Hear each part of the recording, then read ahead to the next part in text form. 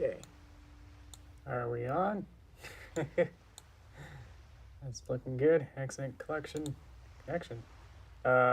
Cool. Let's see. It's looking good. Oh, don't play bad. I guess I'll wait for. Just want to see whether or not I'm volume on my previews on, but it gave me an ad on my previews, so let's just hang out for a bit. So I can check to see. A little video preview to see if I'm still doing okay is now up. Cool. Okay. Welcome. Yeah, I'm pretty excited. Already almost halfway through February. That's pretty something. Welcome. Let's see, we got the whole Over the Horizon gang hanging out today. Thank you. And Cookie. I'm sure you feel a little odd man out a little bit. Oh boy. Surrounded by Over the Horizon and fans of Over the Horizon and then like sub fans of those people. So it's like this weird multi layers of Yoshi Greenwater fans, almost, I don't know. Appreciate it though. Yeah. Yeah, pretty excited. I'm gonna try and get this February or Valentine's Day animation hopefully done this week, or within this next week or so.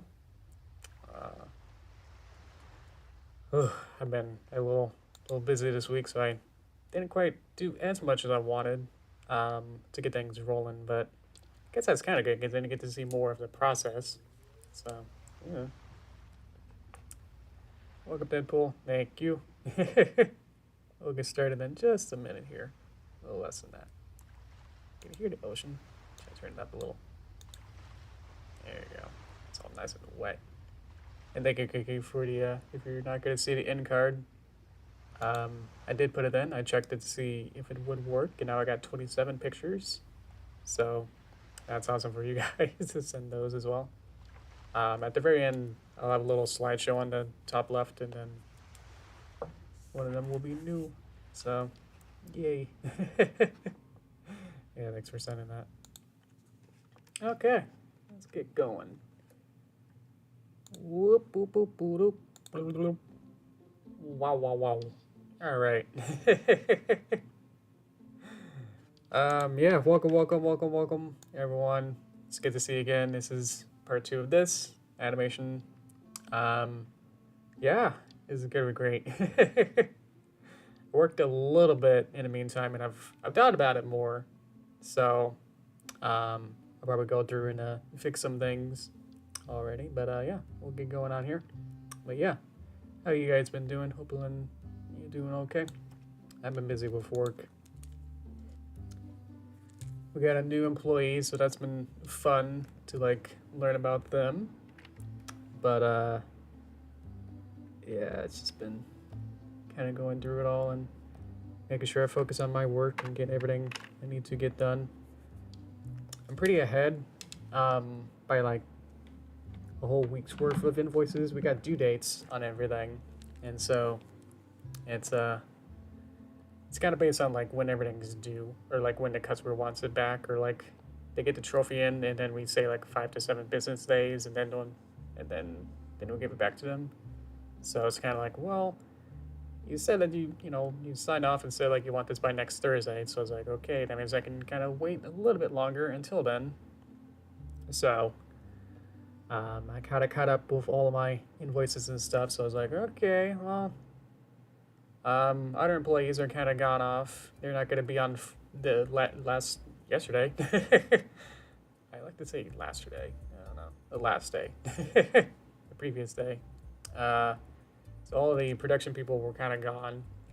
They were off on Friday. So it was like, well, I'm kind of lax on stuff too.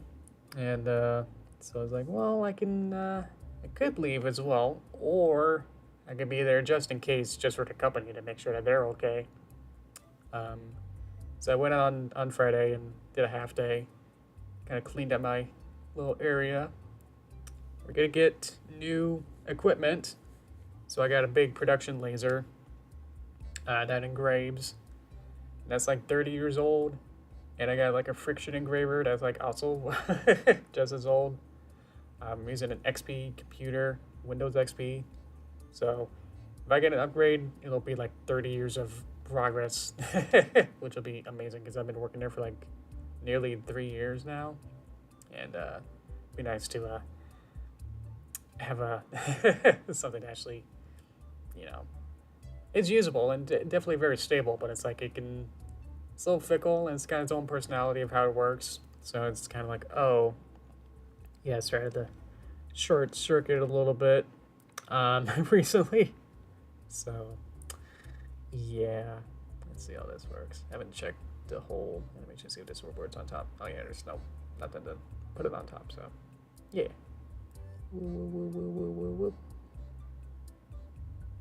So I got the first background, this outside background done. I'll kind of go whatever I did work on, so. That's the end. And then it repeats.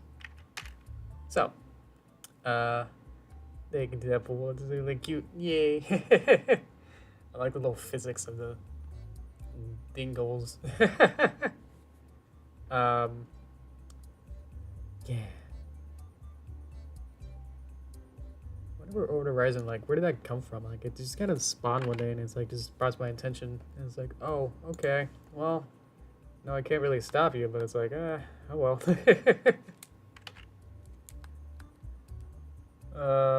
What do I want? I worked on getting this whole background done. Let me see if I can turn storyboard off. Worked on this background, so I got a whole bunch of mess of just elements here. This is just the mailbox, all of these elements make up just this little tiny thing here. So I got the grass, I got this grass element here, got the lid, got the arm, the main box, and then the inside. I have the inside separate so I can put the letter inside and have it be layered within. So if I turn this off, I'll be able to like put something in between. Otherwise, it just won't work. I have to put this little rigamadoo up here with this 2-point constraint. And 2-point constraint has a anchor point at the bottom and at the top. And with these little 2-point constraint, lets me, I don't know how it works. I'm not gonna explain it well. But it kind of be able to have an OGL controller to be able to control on the top anchor point, and because it knows where the bottom one is, I'm able to squash and stretch it by clicking on this and then, and so if I wanted the mailbox, I was just thinking like if I wanted the mailbox to kind of like move a little bit, it's always fun. Like it gets a little too static sometimes, so be able to have a little controller up here to be able to just go wow with the mailbox, have this nice squash and stretch kind of bouncy move into it. Everything should be rigged. So if I click on this, I'm able to rotate the little handle thing so I can move. And I got different pictures, drawing substitutions, because I wanted it to be in perspective, so I had to like show it in different pictures here of it slowly opening the door. So I got that's going. That's able to be open. I feel like my sound's a little low. See if I can turn this up a little bit. There you go. Okay. I got the drawing of the house. This took a while to draw. So the door is a separate element, so I can have the door open on its own, and an inside to the door house. So if we move the door, you'll be able to see inside, so Derpy can go inside the house. I was gonna make a opening door animation. I'll do it the same way where I did it with this, where I have separate picture elements as it opens. be the same thing. I think I'll skip this whole shot for now because I feel like this is going to be really complex to make. So I think I'll just kind of skip to like an easier, or at least a little bit less harder to make here. Let's see. Turn this down just a snack. -18. Okay. So let's work on, because all of this I'm thinking is gonna take forever to animate. Derpy flying in and opening the mailbox, and then being happy, get an idea, then swoop in. I feel like that's gonna take forever. So instead, I'm gonna work on the montage. And I had an idea where I wanted to remove this shot here.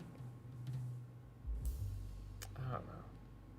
I was just like in bed and I was just kind of going over it, and I was like, do I want this shot? And I was like, if it's too long, it's like I want to have more time. But I think it's actually not that long. So what is that? I think of it in 20 frames. It's only like 1 second. So I think I'm actually gonna be okay with that. So I need it to be less than 720 frames. I'm at 640, so I have about 80 frames.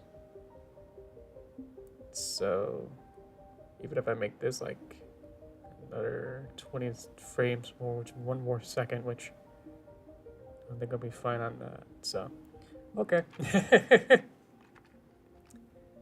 Yeah, I was just afraid that I was just thinking, and I wasn't looking at the animation at the time, where I was just sitting in bed, where I was like, oh, what if this shot here is too long? I'm realizing that, maybe it's not. I think we'll be okay.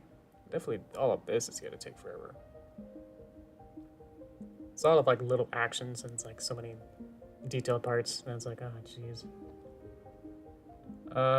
So in that case, I think we'll start kind of building up each of these shots here. Let's work on this one. I have an idea for this one. So okay. Let's start with the background, just get some basicness here. So let's do a new BK background. What do I want to call this? Shelves. And then make this our group. I can go inside here. Don't need an input for that.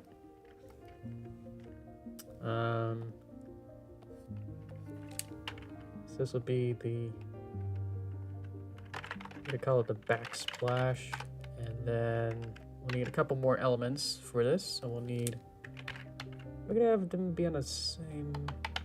Let's do go over. I don't think so. I want shelves to be separate, and then we'll have all the props be either with Derpy. Props are always more. I've always struggled with that. At least just trying to in Toon Boom, the way that the having props, having the characters hold or like interact with objects, or at least interacting with each other, you know, it's always really tricky, especially in Flash, where it's like everything is on its own independent timeline. Flash works where you open one character and then it's like, well, that means the entire universe doesn't exist. Hey, Jed. The only thing that exists is like the one character you're working on. And so if you needed 2 characters to like hug, it's like, well, you need to have one character be wrapped around and then timed out, and it's like, do you put up inside of the same symbol? And it's just like, ugh. So it just gets really complicated. I have 1 or 2 colors from the inside here, so let's get rid of that door. I want to see what these colors are, so I can just color match from there, and then make it into this backsplash color.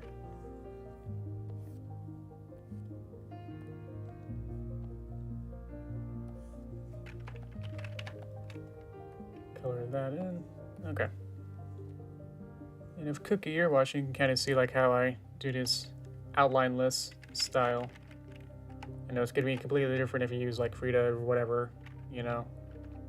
Every program software is going to be a little different. What I did there was select everything and then clicked on the fill, and then I deleted the outline.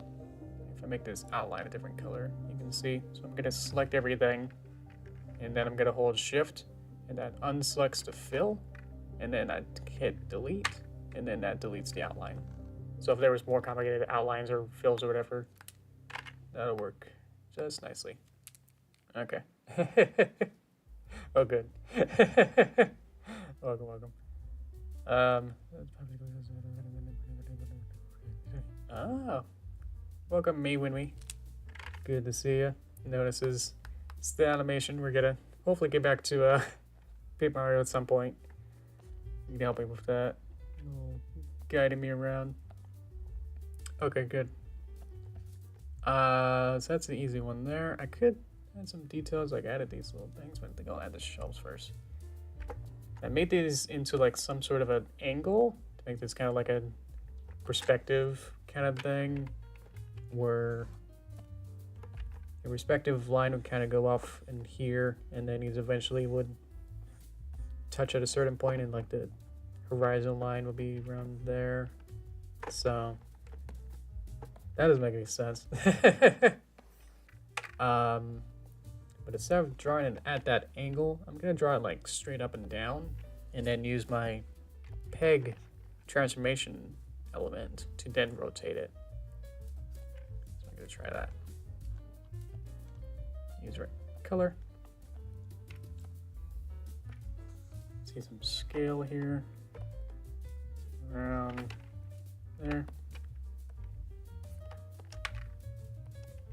Did the same thing. Make things. It's always good to overshoot with your backgrounds. And overshoot just means, you know, when you is there a real life equivalent to that?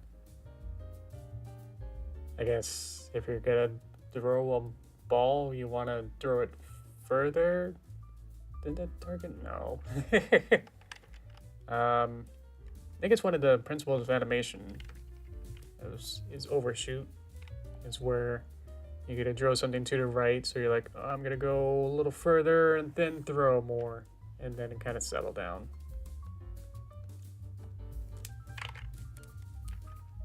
Hopefully that made sense. What do I want? I can do a straight line. Cool. It's okay. I'm making a straight line. It's gonna be okay. It's okay, Tim. Just making a line.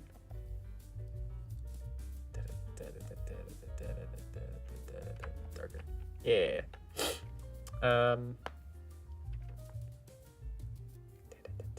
Yeah, I didn't even see you. Sorry, vlogger. Welcome. Doing great. Oh boy. Yeah, I know. I guess once we stop like caring about, you know, each day dragging on, it's like, okay, now it's flying.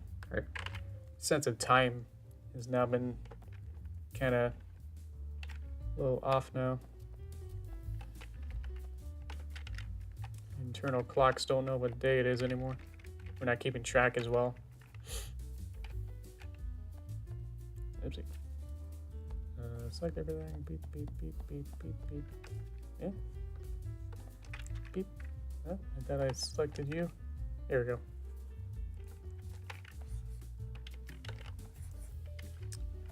Obviously, this is all vector, so for more classical or, you know, just like regular drawing people like Cookie or someone who draws things real nice. Not sure how well all of this is going to translate, you know, anything that I'm doing. At least for Toon Boom and like all this kind of vector style, I like to use all these types of weirdish tools. Wanted it to be more gold, but I didn't want it to be super gold.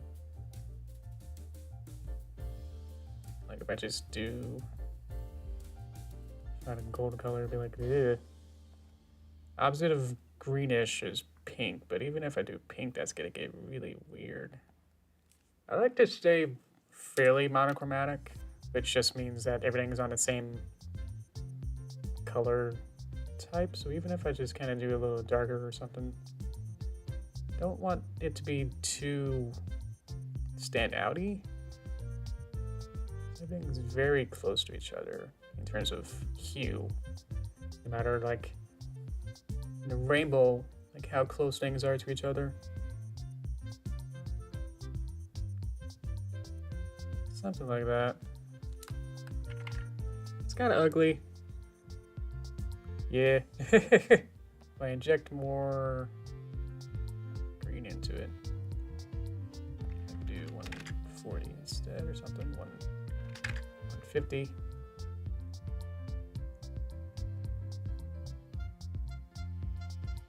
More blue. Yeah. I'm just making one of the knobs for the shelves. That's all this is. Do.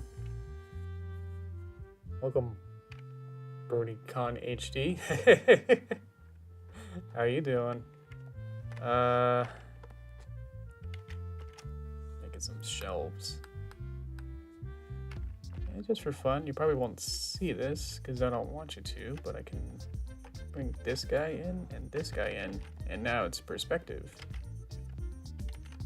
That's like you're looking up into it, like you're looking from below and seeing into it up.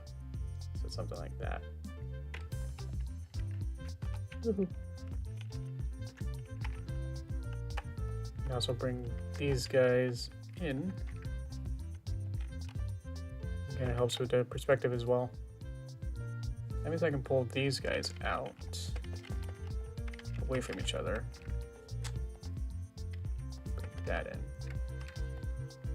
So it's got that little perspective. Probably too much. In that case, I can bring all this up. Do something like that. Yeah.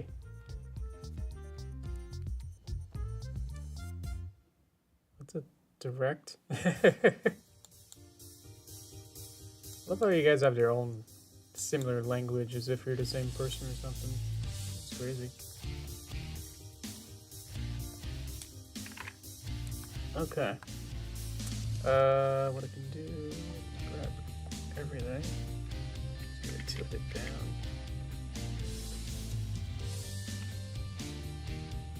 What's going to work? There we go. It's going to be evenly proportioned out. This is going to be a sliding pan. I had the slow pan note to myself I wrote up here last time. So I definitely want some overshoot with these backgrounds. So I'm thinking I'm going to definitely make this wider. And this box here is this is going to be what's going to be rendered out, what the video is going to show. So I can have as much stuff and, you know, all these little notes on the side and outside of the camera view as much as I want, within reason, of course. But if I have it too close, it'll render out. It'll render out like this, as without all of the notes and bingles and whatever.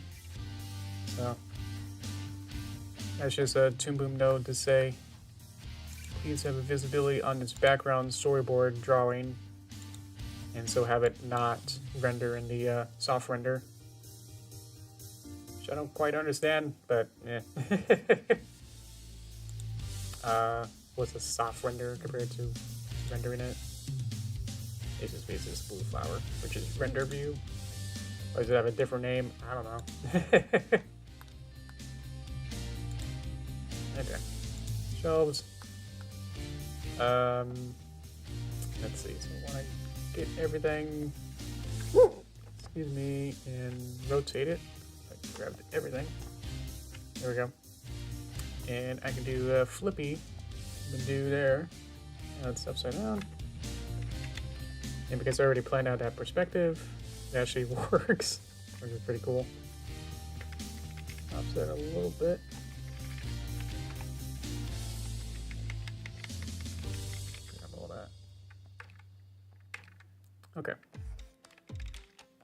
extendy out. And let's see all my little nubs still here. Center them. Render that. You can't see the other one. Way out there.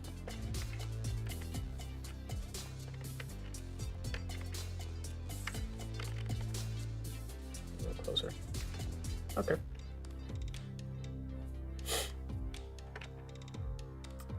Cool. That's working. It's almost working. I'm almost happy with it. Because I have to set these out further. So perspective's actually different.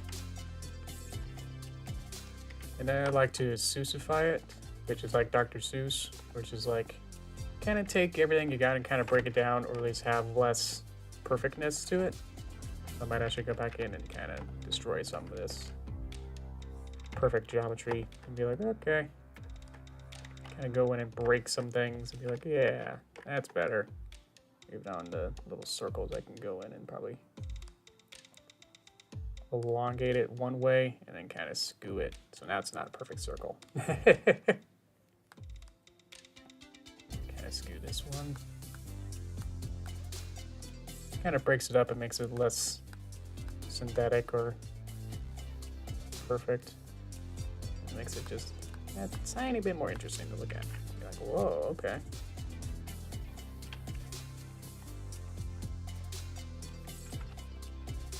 Like, there you go. Cool. Eh. What are cupcakes? You know, it's gonna happen. Especially I'm kind of going for the G4 kind of style. So that's gonna happen at some point. What I can do is go back to the backslash and add another sub layer. I could add like a shadow, maybe some bricks or something, or a little design. Usually don't like adding less is more, especially with this simplistic style. It's never really like going too far into all of this. Definitely just add a line here.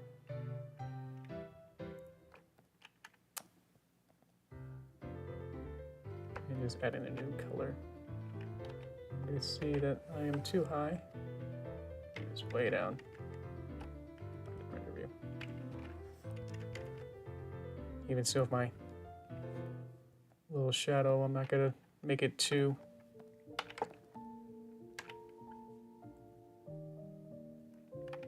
perfect of a line either. It's gonna be a little curvy. Okay, that's a lot. Cool. It's really just two elements here with a couple shelves and a backsplash for background. That's pretty good. And then what I wanted was to Dutch angle it. So grab it, get a keyframe.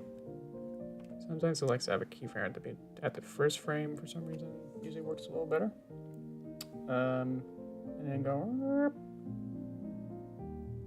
Depends on how much I want.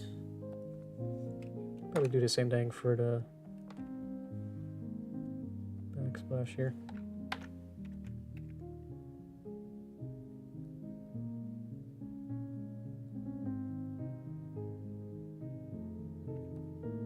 See how that looks. So now I just kind of angled a little bit, make it more interesting. Okay. So now the fun part is, do I want to add the props? Where do I want to add the props? Because Derpy, I haven't even touched Derpy yet.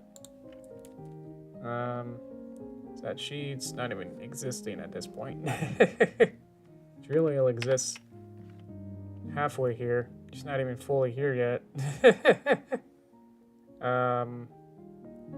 Let's fix that then. Pushing her into Z space.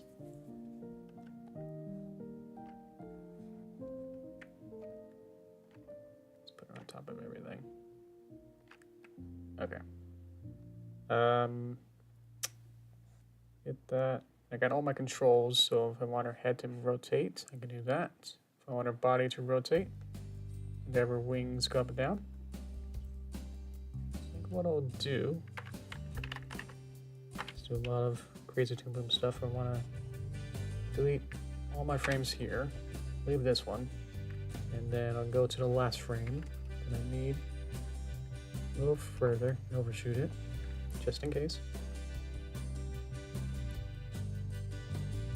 And now she should just exist.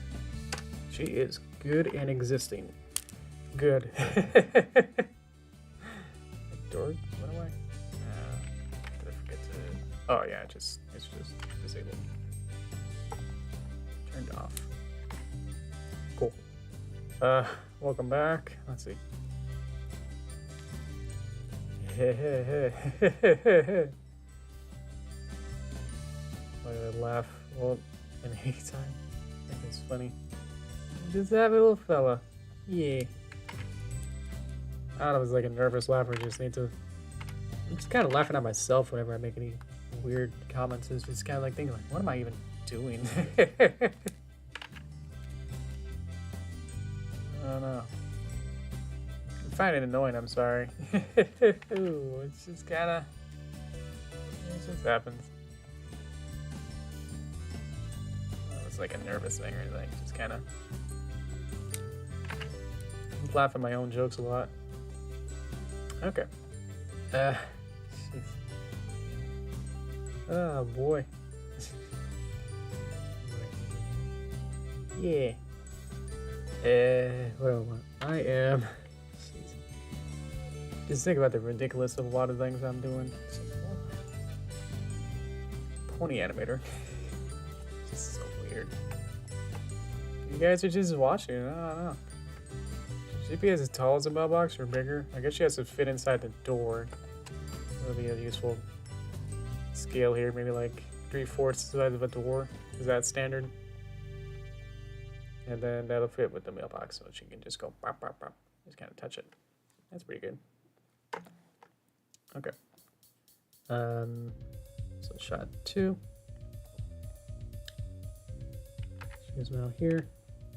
Now, does that add a keyframe? I haven't done this in a while. That adds a keyframe to literally everything, which sort of works. I think I'll get rid of that keyframe and then just play with what I need. So you're going to be over here. I'm gonna see what this does. If I do head, does that add keyframes? That's keyframes there. And that keyframes there. Okay. It's weird. Sometimes you don't want keyframes on literally everything. Otherwise it messes things up. So what I'm gonna need is to make her a little bit larger to have her fit. This is like a more of a close-up shot, so she says she could be pretty big and then kind of going across, kind of like that. And then after the background doesn't exist, so that's to extend the lifetime viewing of this. Apparently I have her small. I think just in context now of how I made the shelves really big, or these cabinets or whatever. I think I want to have her bigger. Yeah. She'd still be like flying across, I think, but probably not that small comparatively on screen like that. Okay. Just trying to lay out everything. Sorry, a lot of this is just me setting things up, but I'm sure you know, don't really see that too often. Let's see. This was the shot that was less enthused about because like I don't have a reverse angle of her. I can like get her front view or side view. I want her to be like, an up view, top, high view of her, and it'd be like from her back. You'll see your back as she drops everything on the table. And so it's like, oh. That's what I'm thinking. Like, it's going to be a lot more trouble than it's worth to like have to make an entirely new derpy angle and then drop things, and then yeah, it's gonna be a lot of extra work. So I was trying to think like whether or not I can just kind of cut from like her taking everything up and then immediately just having her work on it. But I wanted some sort of continuity of her putting things down onto the table and then she's working on the table. I don't know. But now that I realize it's literally like less than a second. And then it's like, well, do I really want to spend that much time and work on the second shot? A shot that only lasts like 1 second or so. So I think I'll work around it for now. And we'll just have her front view. Check how easy that was. It's just to set her up here. And we'll make that. And she's sliding already because it is a virtual camera, which I talked about last time. If I disable the camera, then the shot continues without that movement. So the camera is moving in 3D space. Like I could even go top. There we go. You can click on the camera, and then from this top angle, look on the left side, you can see I'm zooming in and out of Derpy. So if I wanted to, I can also do a zoom in shot. Yeah. So we'll just have this little pan to the screen right. And then this one's fun. This is the Zelda get item kind of shot where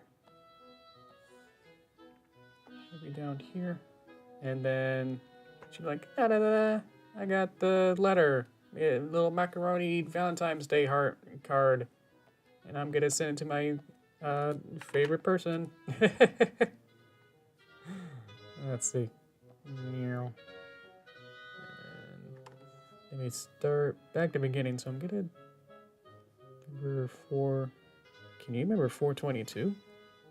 I'm gonna need to copy this keyframe, then go to back to frame 22 and paste her.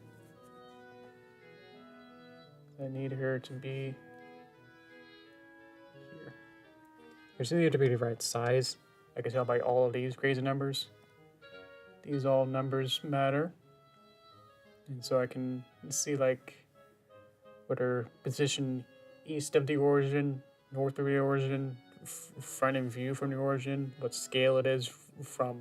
I made her 28% size, I guess smaller. So she needs to come from the right side so I can get over here. And so what I can do is from her left and right scale, I can make it a negative, and that should flip her. Yeah. Oh, these weird little... And I could, you know, sit here and be like, okay, well, let me draw her in that angle, or, you know, with the vectorness of it, I can kind of skew her like this. I think in like some Flash days, like my first year or so, I was like, oh, I had to flip her around. Oh, geez, I wanted to face the other way, but she's facing this way. Okay. And then be like, well, you know, I flip her and be like, well, that's, she's a little too wide. I don't know what her original scale was. Oh, well. So, that's a little easier. At least I know what to do to fix it, so. Or what the process is just to know what all these numbers mean and be like, okay, this means this means that, so I can use that to my advantage kind of stuff. So, yeah. It was switch all in one. Brilliant origami.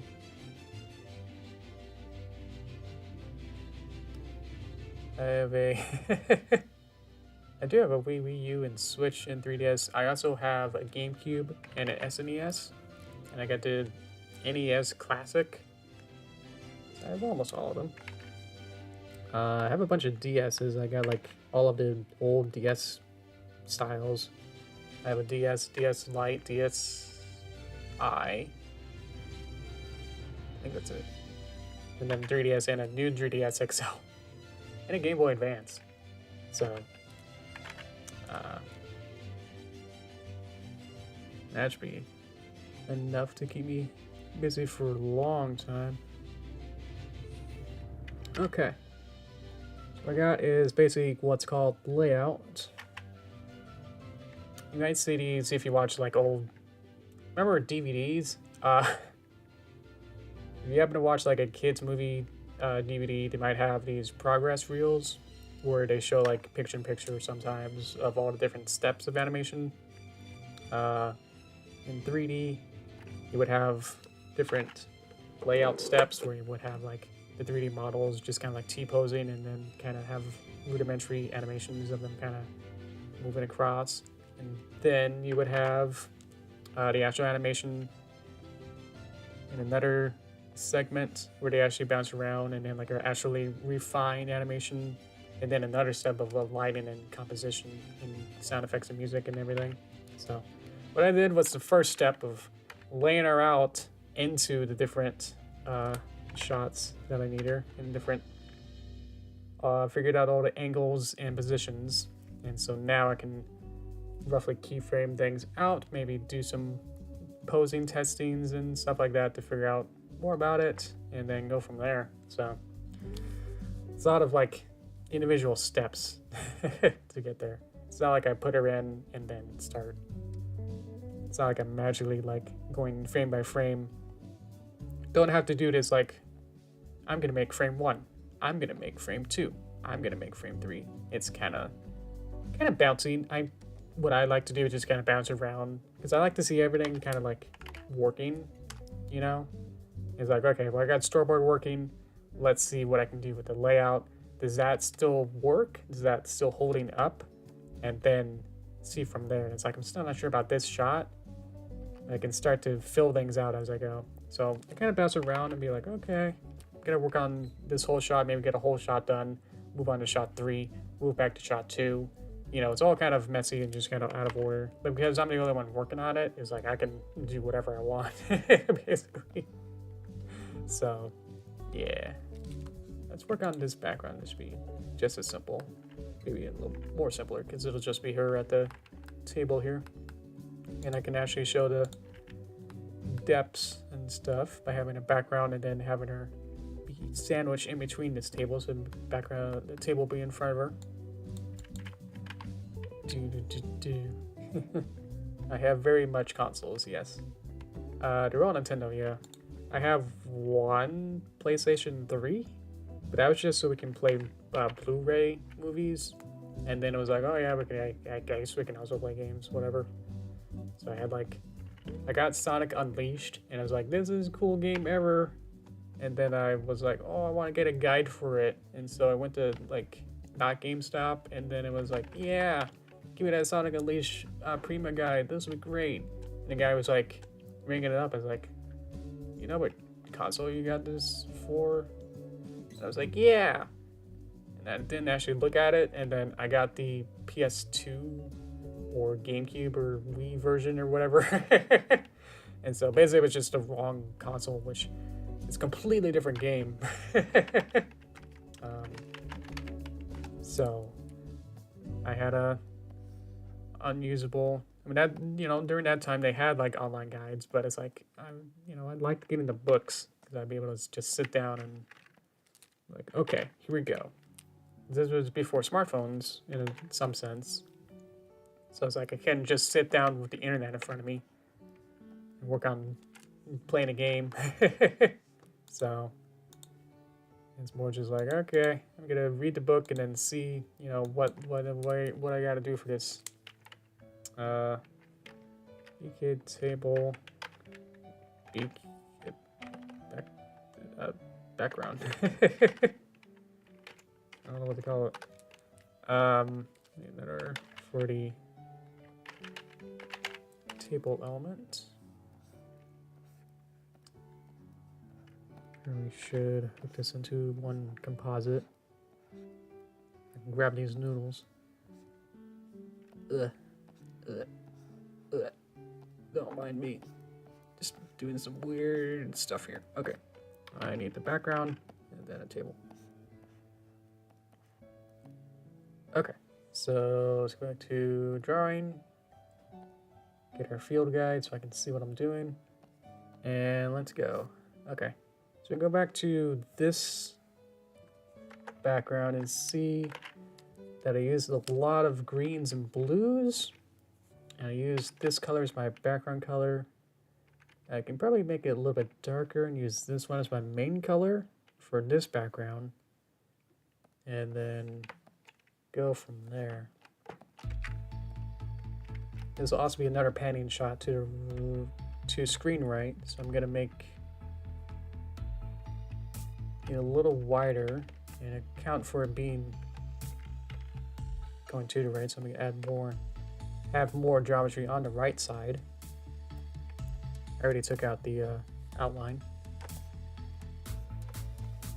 Okay, that's for how basic this is. I'm probably gonna be okay with that. I can always add more detail later. But for now, excuse me, I think I'm just gonna leave it like that. Mine is pink or purple, which would be complementary. I guess I'll start with this color, maybe add a new color once I feel happy with it enough. Select, delete. And do the same thing. We want the table to be super wide.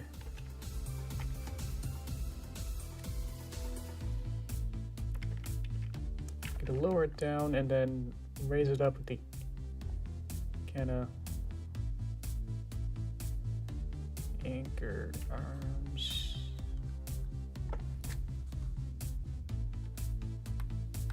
I feel like it kind of helps me have a grid to make that look a little more even. Okay, I'm gonna start with this pink purpley, add a new color, and then make it a little bit darker and see what I can do.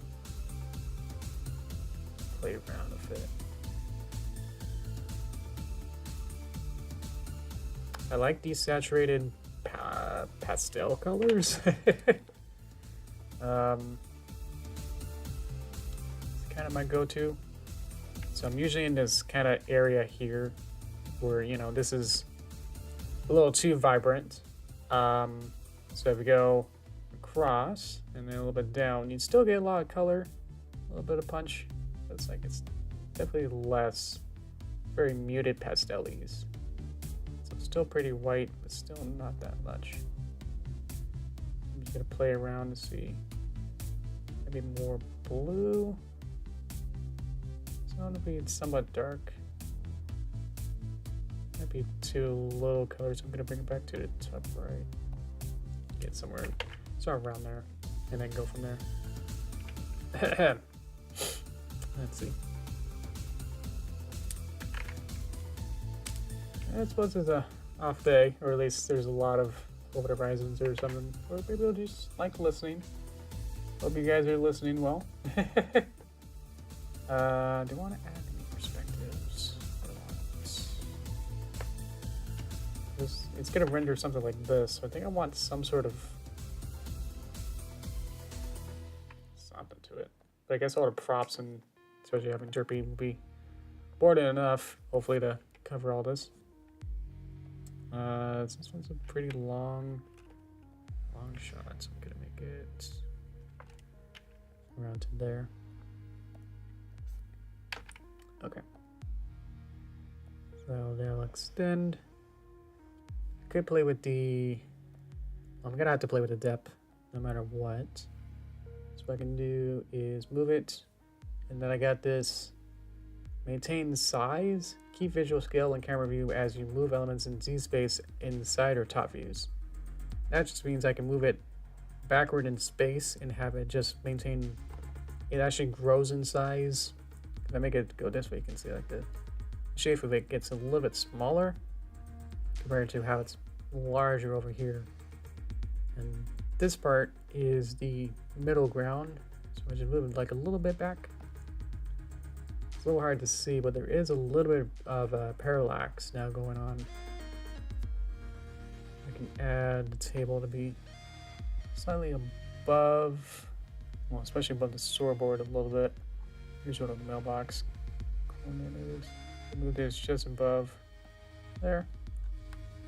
Now I'm gonna bring in Derpy back in, and then say, hey, would you like to be in between? I guess I can show this as a visual. See that this is all Derpy. Need hair to be behind the table. Grab this. And then slowly move all of her elements. Could ever just be behind the storyboard from now. We got her in between now. If I go later in the timeline, you can see, there we go. So I know that looks very, very simple to look at, but yeah, the amount of technical stuff that's really going under the hood is pretty insane. Like in perspective, I could show this. That all of this is existing in a three-dimensional space somehow. I'm trying to see if there's a way to rotate around. Let's just get to rotate the view. Oh my god, that's right. Forgot that would work. Thought it would just work in 2D space, but when you're in here, you can do this. Check that out. Cintiq, After Effects, and other stuff also work in 3D environments. But yeah, so basically every Toon Boom animation, no matter what, is existing in a 3D space, even if it's all, 1 millimeter apart from each other. So it's just separating it by a good amount. Also, I think I'm frozen a little bit, a little too much. Oh dear. Hang on. That's the let's see.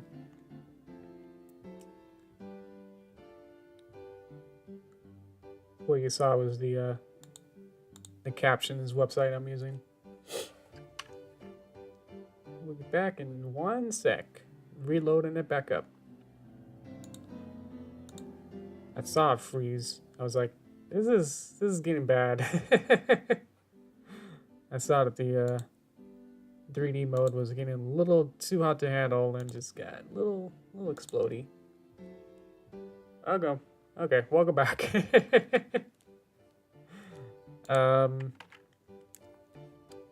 Cool. We're back. Let's try that again. I'm sure it won't explode this time. Yeah, if I do it in 2D mode, all I can do is rotate around that axis.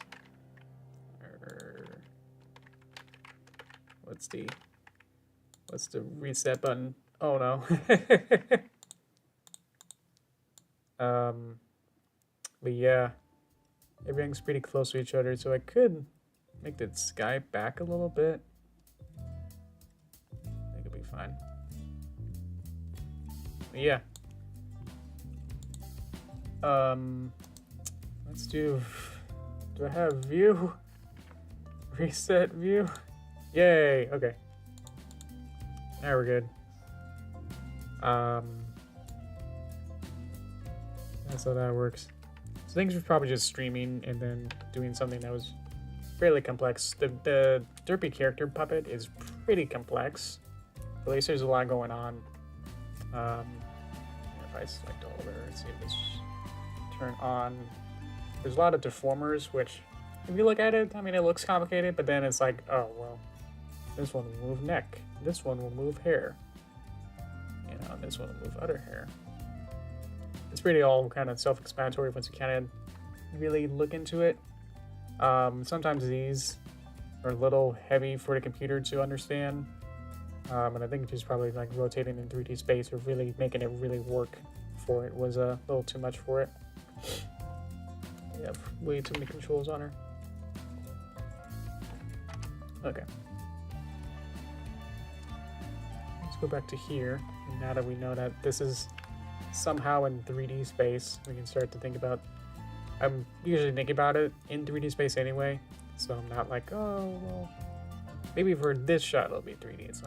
It's kind of like every shot is 3D to some extent, because there's always going to be layering, Like the sky will always be behind the characters, so you always think about like, oh, I gotta push the sky back in space a little bit. And if I move this around in a 2D pan, like I'm really only moving this up and down and left and right. You can see that one of the clouds kind of going underneath the house a little bit. I could probably push this even further now if I wanted to.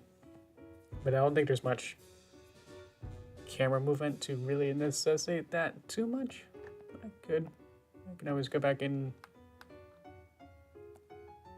set these back further. Like I can grab both of these back to frame 1. Cloud, sky, mountains, and click, click, and set this back way further in space. Then go back to that camera. Do that 2D pan mode.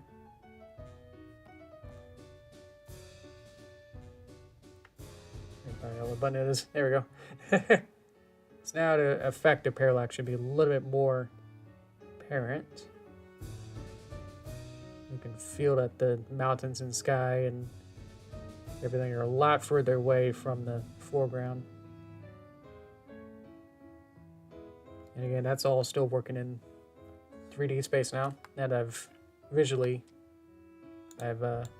set the sky and whatnot to be further away. And you can always, put this back closer, or, have it just be really, really micrometers from each other. But yeah, everything is, no matter what, like, it's not like I want to turn off 3D for my Toon Boom scene. Doesn't quite work like that, I don't think. Just about every Toon Boom animation will be in 3D, whether you like it or not. And it just helps. It's a lot of animations are a little bit easier to figure out. It's harder to have it not be 2D. You want it to be 3D, so you can do stuff like this and have more gooder looking animations. So you can do little tiny little tricks like this and actually have it be real depth. It's nice. Anyway, what were we doing? We were at the table. Let's see.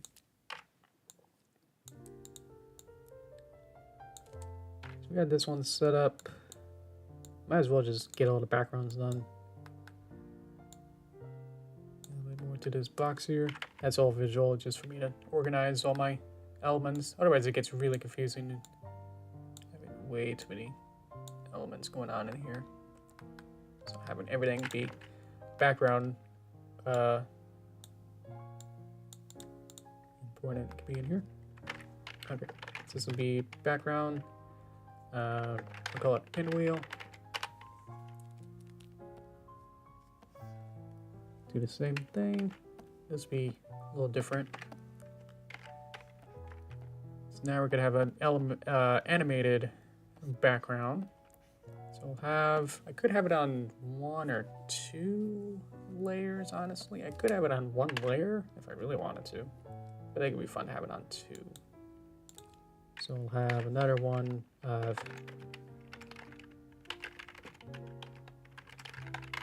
we'll have a pinwheel spinner as its own thing. Might be a little bit easier to manage as well. Instead of being like, oh yeah, just the spinner's wrong, I'll fix that, or the background's wrong, I'll fix that. Having to be separate pieces here. Okay, okay. Thanks for chatting. Oh, I'm glad to be a little fun little thing for you. Hope you have fun at your plaza. Yeah, have fun. Thanks so much for hanging out. I can take this time to also reset my gravity on my VTuber.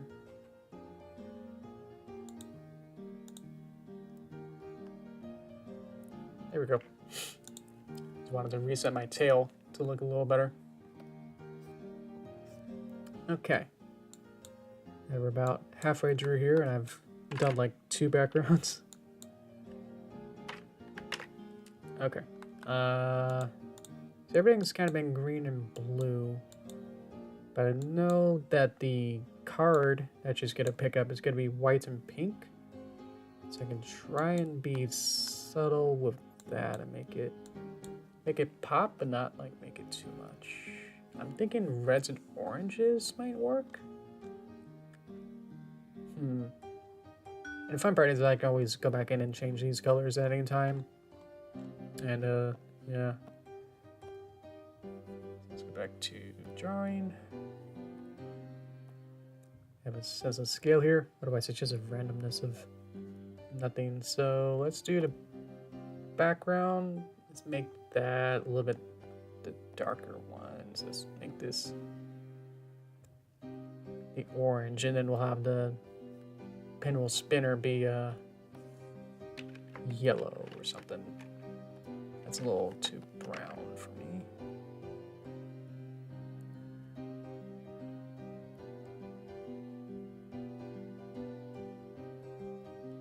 I want it to be exciting. A little hotter.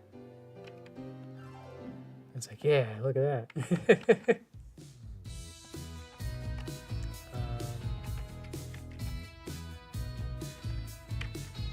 Okay. That's good. Spinner. I'm going to use a circle, new color. Basically just yellow. 38 there. And what I want is make this into pizza slices. Kind of start using this guide here.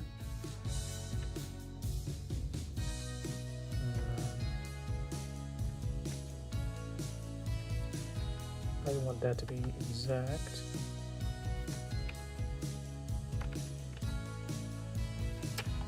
What is I can probably can't grab these exactly. I can probably add a new point to each of these. Put them all together. Okay.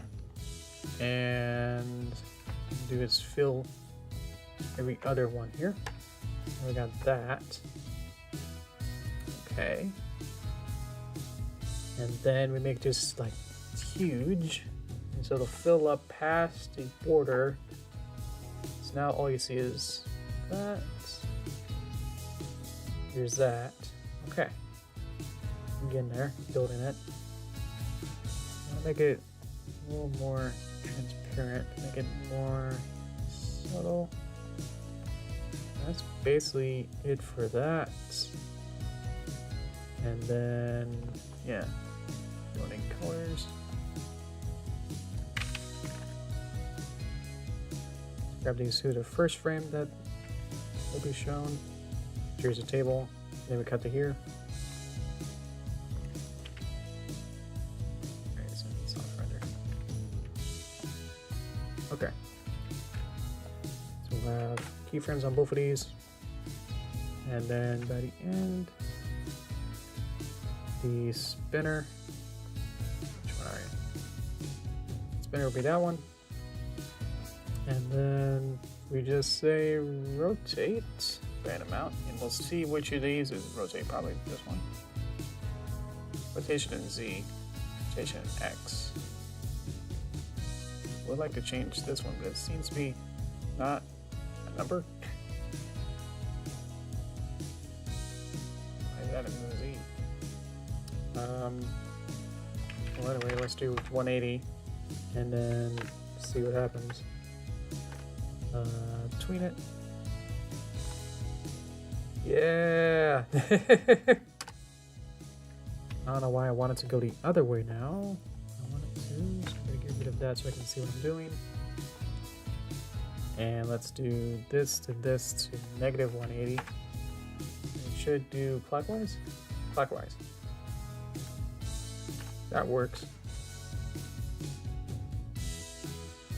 Cool. What I can do is set the anchor point to be right in that middle. Clear that out. Make a new keyframe, negative 180.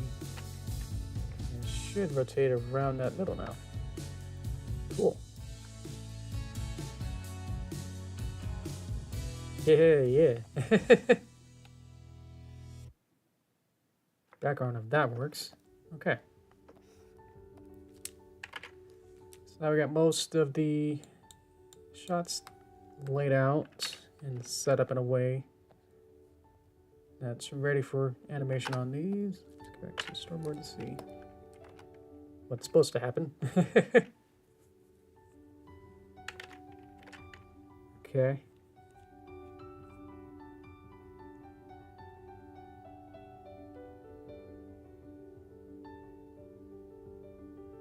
I'm just watching it now.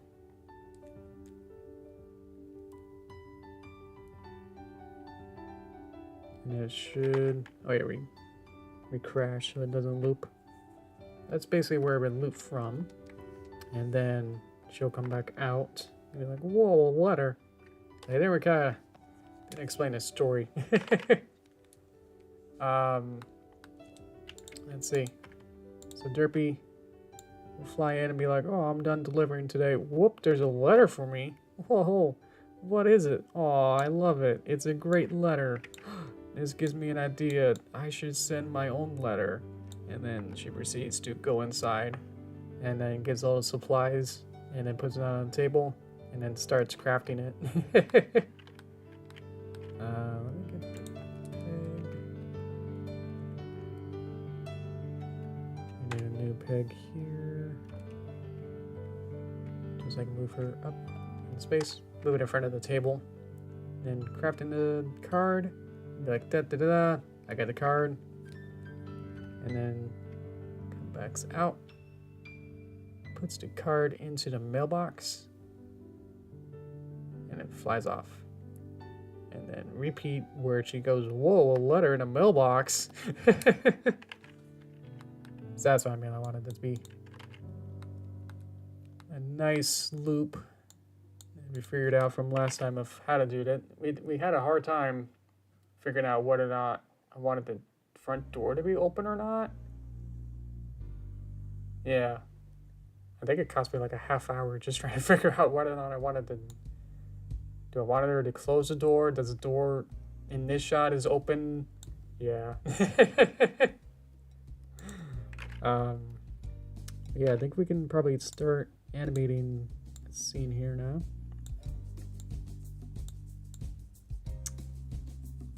What should I do? We have about an hour left.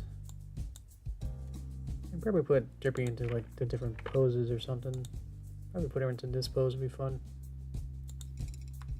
Just want it to be all nice and messy here. Put her arm on top of the table. And crafting here. So there's a lot of like dragging and repositioning each element and kind of show that there's a lot going on. This is all the head elements. This is just all everything that like makes up her head.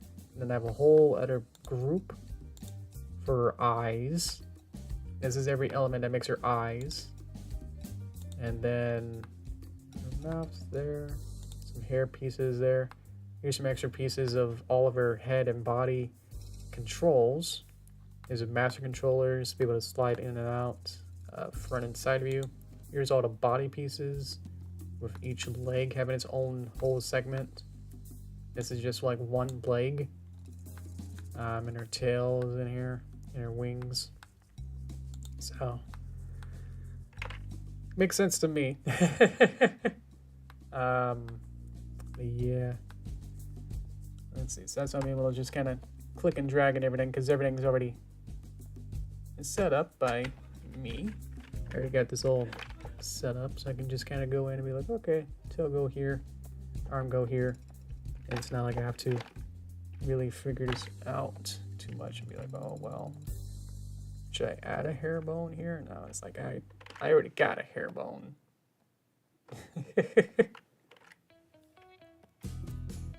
We're just kind of sculpting it in a way. I'm just kind of like, I want this to be look like this. I want her here. Kind of like that.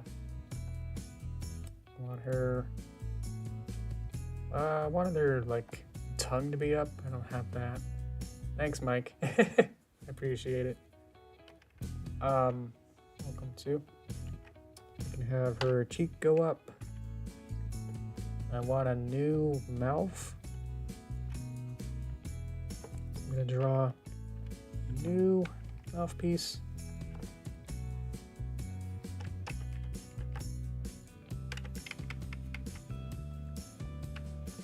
And then top.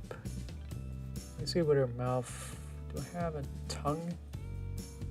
No. I was wondering if I had a tongue color.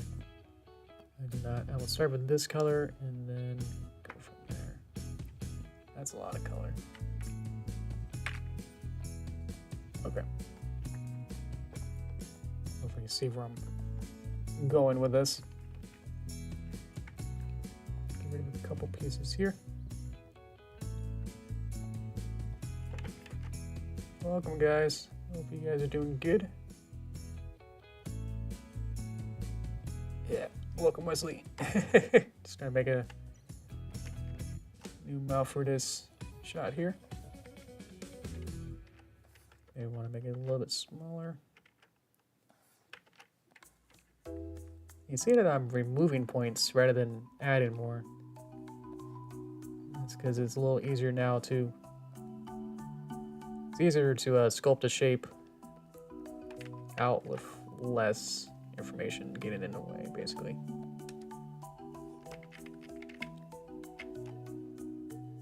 Having more... It's easier to get shapes when I'm not having to deal with 100 different pieces around it. And be like, okay, need fewer control points for something like this. Like, I want it over here. Whoop, okay.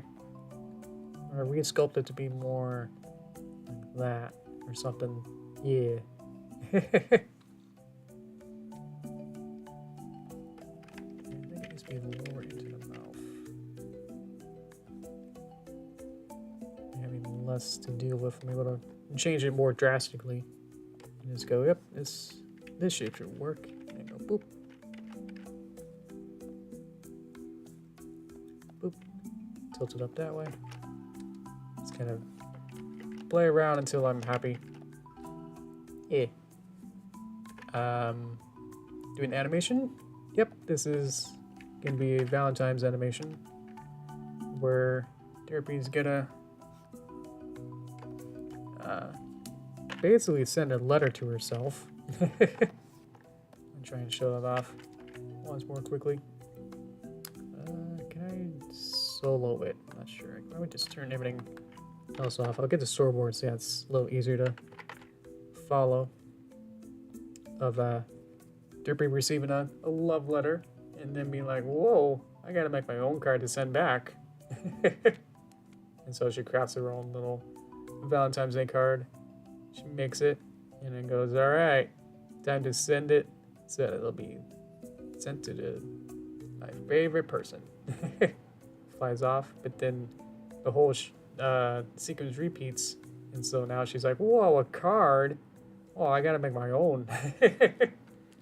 So it just kind of keeps looping from there. So I was working on the shot where she's just about building it. Building the card on the table. So I'll have her hands on top. And then building the card laid out on the table. All the sorts of just random crafting stuff of like glue, glitter. And she's gonna make a macaroni heart in the big middle, like a macaroni art of a heart. It rhymes. And I hope to get this done before Valentine's Day. It'll be a YouTube short. Let's work on a character. Let's find all my stuff here. I'm just gonna go in and pose all of her pieces here. That's her arm. It's going to be on top of the table.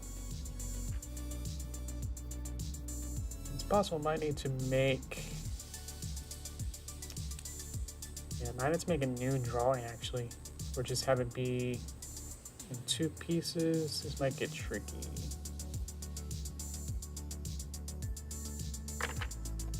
I'm just gonna bend as much as I can until it inevitably will break like that. I didn't realize it probably should be this way, huh?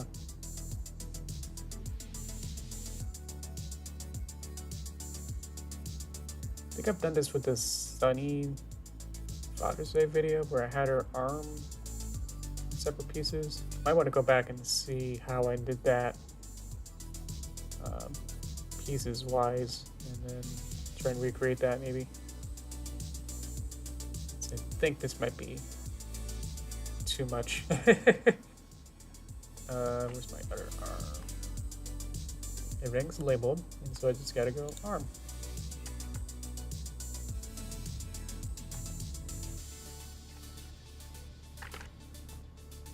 Okay.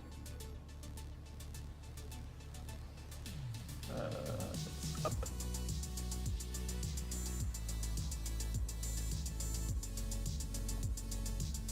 It's here, yeah. And then I'll most definitely need 2 pieces for arm instead. One for like her forearm, and then like cut it at a certain point, like at her elbow, and then have another piece that's like her elbow to shoulder, and then go from there.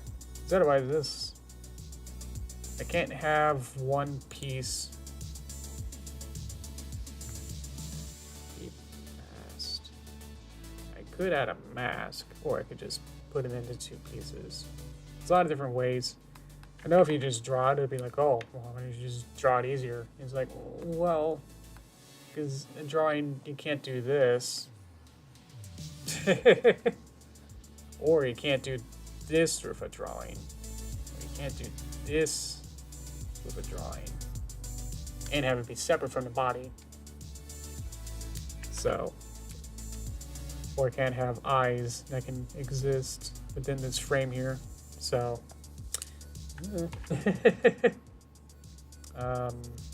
yeah. Let's make the card. Again, props are always really tricky. You never know how to handle them. But I could put them... I don't want them to be too far away. Because sometimes I want the card to exist in the first shot. I want her to... In the first shot, I want her to get the card out of the mailbox and then hold it. So it'll be a different perspective as well. Could have it be the same object,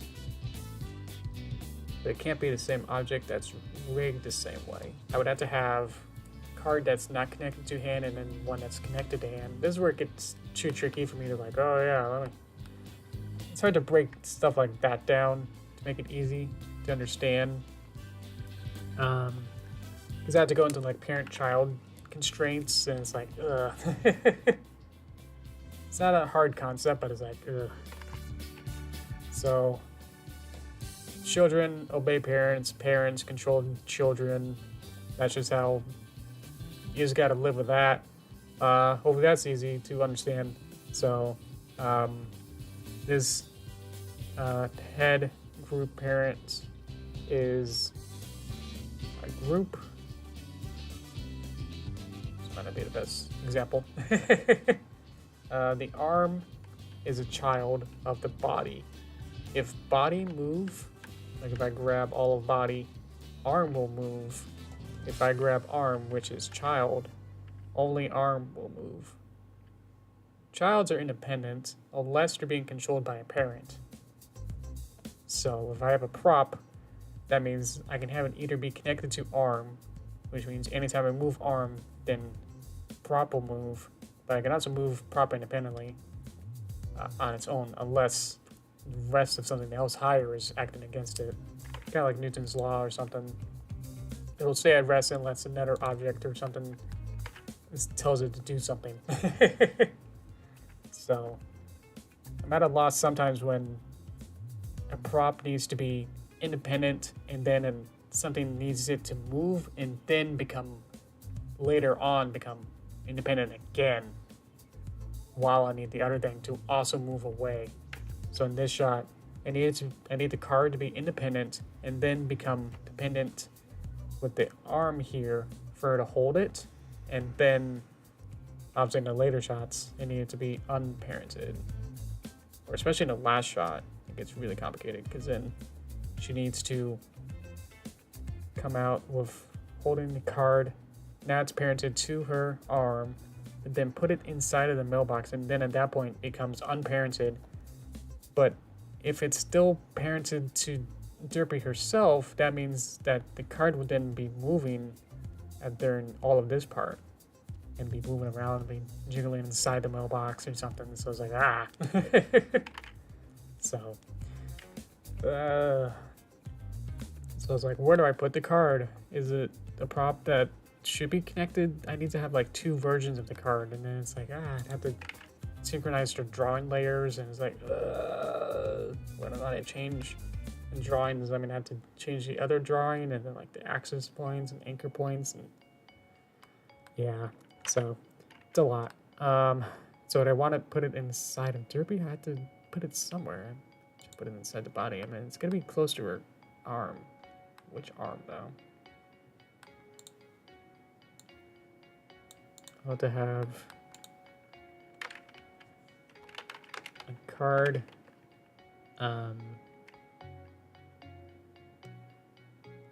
Dependent will have to be dependent.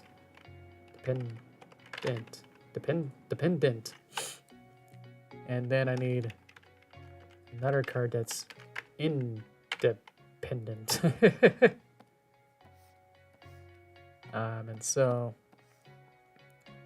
card dependent will be visible, have its own peg to be able to move, and then it needs to be dependent on her arm, which at this point is a little broken, but I can connect it to this arm peg, so I can quickly just draw something here just as an example. Ooh, it's a little thin. Okay, so here's my card. Make it blue or something.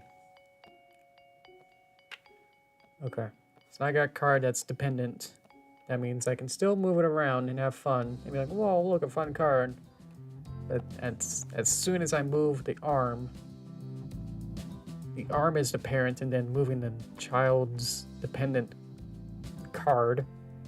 And that means if I select arm, if I want the arm to move or like rotate or any way, that means the card's gonna move. They're now synced together, but I can always move the card independently when I want it just on that layer. But because the arm is also a child of the rest of the body, that means anytime I move the body, the card will also move. And if I move the rest of her entire top peg, that means literally everything's gonna move. And so if I go back in and then have my independent card, I can add a peg, but then not connected to the arm. I'll be able to copy this art, paste it. It's a little different sides because it's not connected. So I can make it just make it out. Maybe around the same size. And have another independent card. And so now it's not, there's no noodle between this and the arm, which means anytime I move this one, it'd be the same as if it wasn't connected at all, because it's not. That means if I go back up and play with whole Derpy, her dependent card now moves with her, but now the independent card doesn't. And so there's going to be points in the animation where I need to swap in and out. And so I've really been thinking that the next version of Toon Boomer or something needs to have something where I can have a keyframeable noodle. Where like on frame 1, I want a noodle between here and here and connect these 2 elements. But then on frame 2, I want it to be disconnected and then look like this. And have it be the same object. So then I don't have to make duplicates and then have weird stuff of having to go in and out and like showing whether or not it's this one or showing whether or not it's this one and have way more complicated stuff that I have to explain. Yeah. So there you go. For now I can turn up the visibility of these guys. Go from there. Let's go back to like this shot. Oh yeah, I have to play with the arms now and have different pictures of that. I had to have... Should I open it? I can see if I can find it to see what I did. It'll be the same color though. Yeah, I'm gonna go ahead and do a file managing. I'm gonna open my other scene to see what that looked like, how I did it. Hang on real quick as I... Hopefully it was Father's Day. Was it 23? I can see whether or not...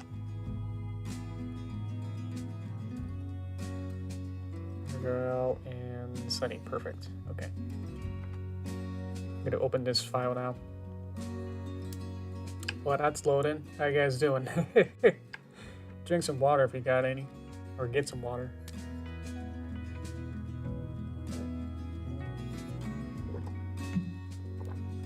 It's real good. It's not the one I was thinking of. I have to go to the other older 22 version.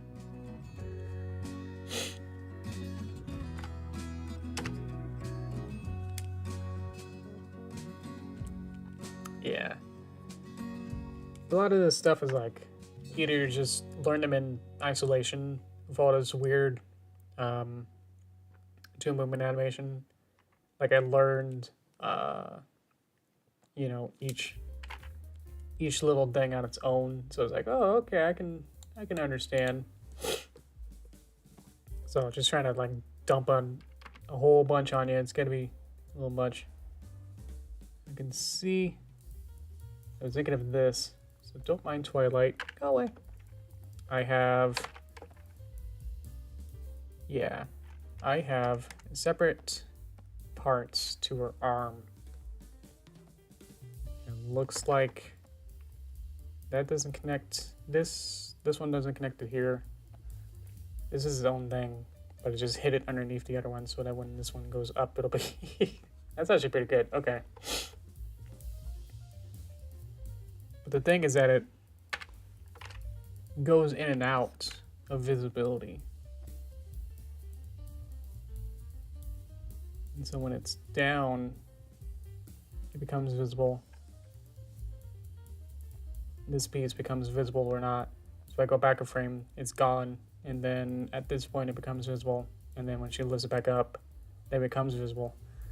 So probably don't have to deal with that, but at least I know that I had a nice duplication of the arm, which may work. Okay, this is the whole animation here going on. Oh, like I had a reference. What did I even use this for? I don't even know. That's cool. Okay. Usually don't put references in my videos, or at least it's not imported directly into the file itself. Usually I would have it on a screen or something. Huh. Alright, this should also work in 3D space a little bit, because you can see here they were going in and out of the table there. So I can do this. So there's a slight difference here. I mean, you can tell like there's some little level of that. And we broke again, I'm sorry. Oh, man. Huh, put the text in here. Don't remember doing that. Okay, time to restart.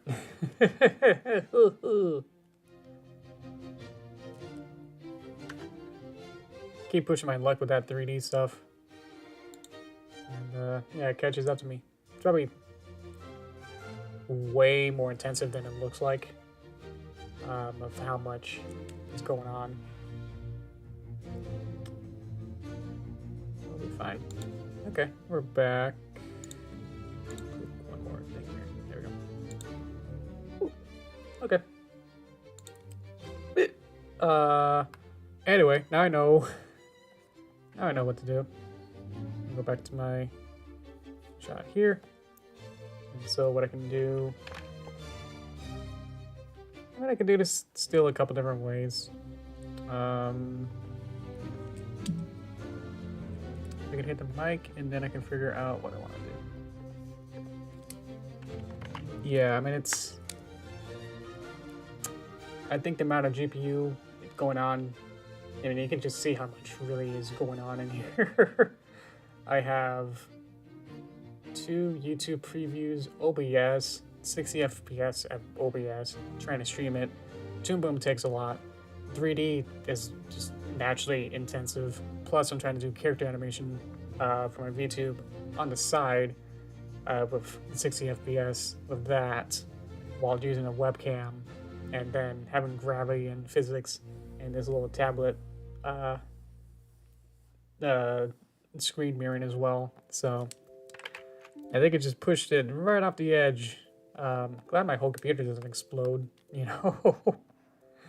That'd be the other thing, is if my computer is like, nah, you ran out of GPU, we're just gonna turn off now. Whoops, bye-bye, you know. Glad if anything, only the Toon Boom itself explodes and not the rest of the stream itself could just explode or something. Let's get a pretty pink or something. Card. So now I can see, where's my card? Oh, it's in here. It's this nice little pretty box. It's all decorative, it doesn't do anything. And I will need to make a new arm. I'm gonna make you a new arm, Derpy. Okay. Big arm. Table 1. What? Let's be 1A. And then I can have 1B. I could have it be the same as that, but I think I could probably just copy and paste the artwork of the arms themselves or something. We'll need too much room here to do this. I'm gonna have 2 new arm elements, and then still connect them up to rig them up to the rest of the body here. So if body moves or does the the big squatch and stretch body, don't see my buttons for it. That's fine. Grab this one. My whole body will move. Okay. Beep. Beep. Okay. Let's find arm piece. And then I can just steal this art.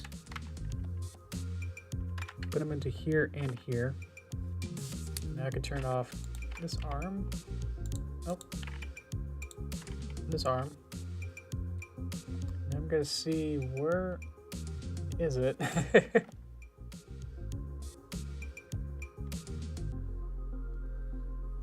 Okay. Put the anchor points, rotating anchor points in the right place. Okay. So I want to cut the arm, or I can have it be placed in the right position, and then cut it off the right seam point.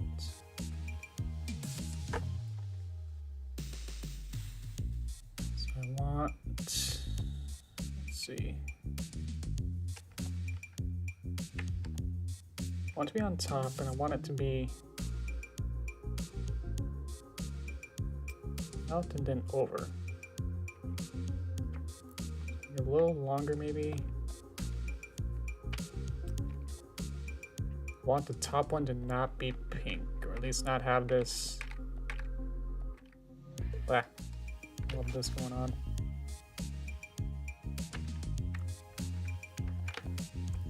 Recolor it all to be that color, and then I can make it a little bit shorter.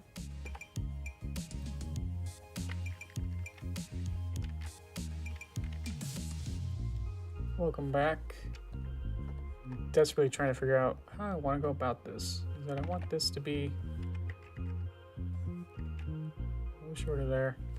So what we have is now this little element here, just this little arm. This would be like her front part of her arm. So we can put the rotating anchor point around there.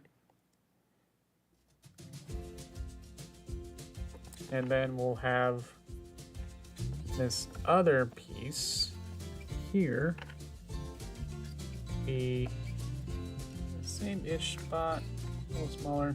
And then instead of it being the rest of her arm, I'm gonna try and just take away that part. And then maybe just rotate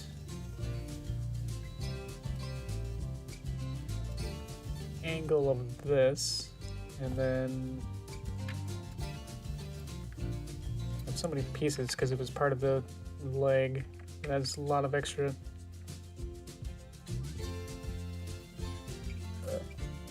Let's see if I can grab. What's even going on? It's so small.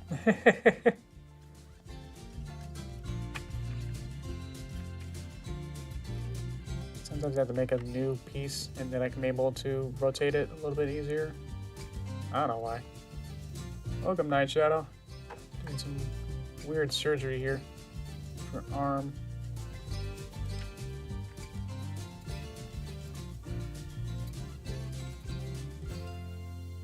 Making it so I have this piece that can work with the rest of her arm and be, so I can kind of go behind and then kind of connect in here. I'm thinking it'd just be even shorter.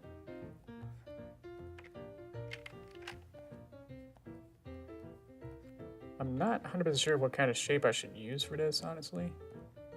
So I might have to play around and then see what's gonna work best. Because I can now kind of put her down there. Put a storyboard for a sec. So I can make this a little bit shorter. And then kind of see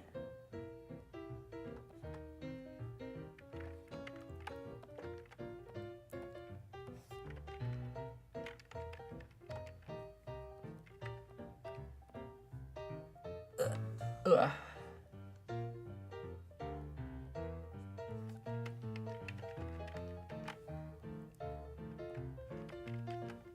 Ugh. And again, this is just so I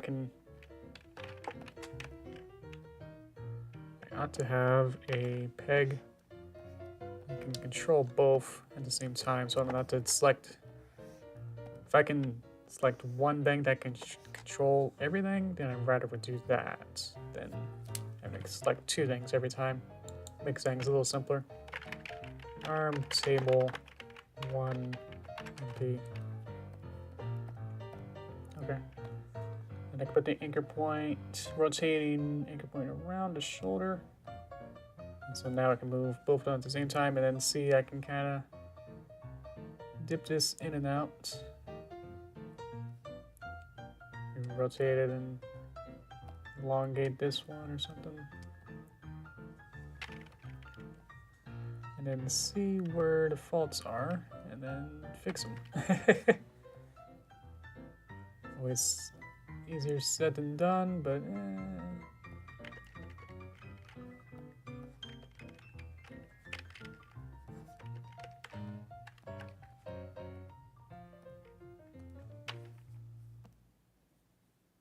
I need to make this a little shorter now.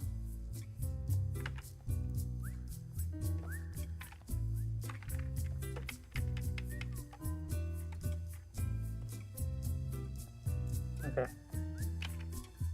Gonna be okay with that for now. Like, see, that's slightly more natural than this arm, so I'll just be up to copying that over. Getting that to be right too. Okay. I'm going to skip doing that. So I probably want to get this to look get the right arm, her right, to look as good as I can, and then copy it over. So I probably want to just work on that on my own. So I think I want to just skip over to now working on the card and then get that going. So hopefully that's okay. I can use my independent card and start drawing that. Okay. See that the card's at a different level. Oh yeah, it needs to be in between her arm and the table now. So I slid it in between. And add some perspective. This needs to be way smaller. It's gonna be double wide though. And this helps to show the perspective of the table a little bit. I want this to be a new color. Actually not. I want it to be Valentine's 2024 palette instead of the Derpy color palette. This is every color that's inside of Derpy, and then this is the rest of the whole scene. So I've been using this to get all my colors for the background props. I can start with pink and then slightly get closer to there. To get the background of that. Okay, and then I can see about how far in part of the process I want it to be for making it. On a separate layer, I could have my macaroni.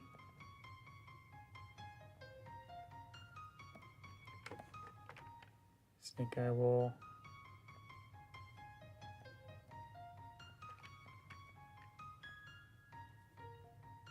kind of shape, sculpt a macaroni piece and see that I don't like it.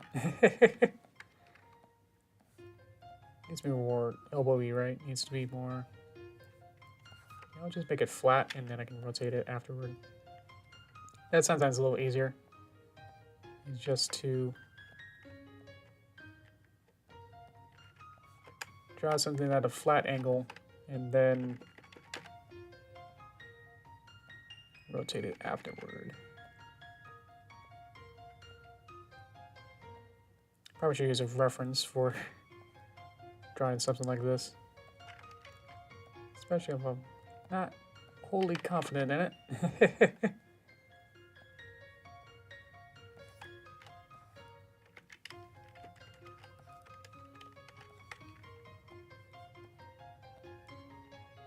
Let's be one of those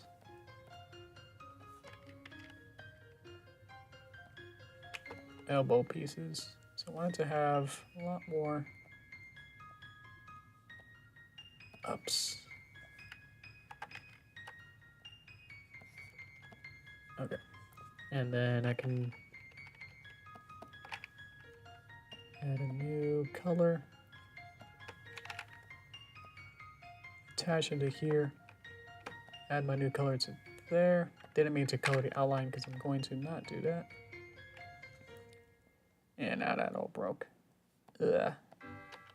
It should all be one segment. If I get rid of that, yeah, that's still. There you go. Sort of. There's like a second line here. I don't want that, so I want it to be all one piece. So I'm gonna go to combine, flatten, and split join. No, not smooth. We need to be in this mode. Flatten. There we go. So I got rid of that extra little fill. Like it was like two pieces on top of each other. It got really weird.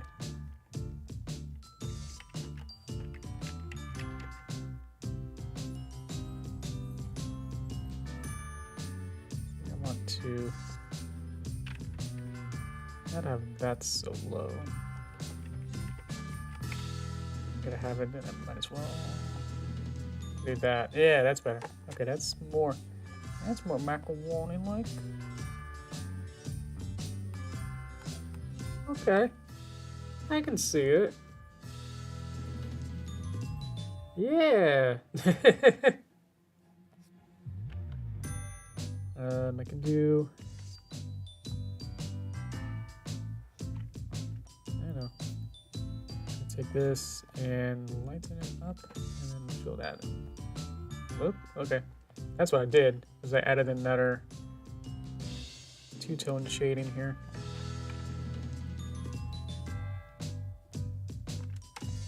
I got a little shine on it. Take everything, button. I think I can just remove those elements there. Okay. Now I got this macaroni piece. And now you can definitely tell. Okay, good. I'm gonna copy and paste that into my shape here. It'd be nice to have a way to know what I'm doing. Take this onto a lower layer. Get this. And then I'm just gonna draw hopefully a straight heart, and then get some practice going on here. Or you can't copy love.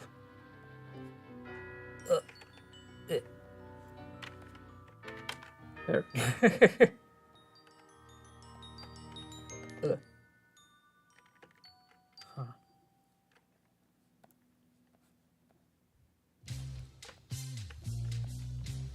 Huh.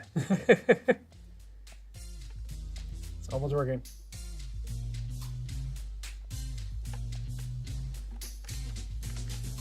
Ugh. Heart.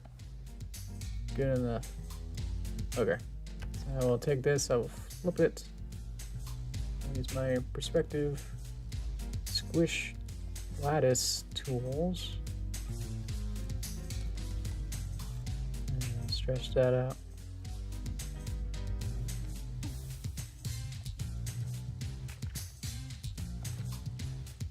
Fun.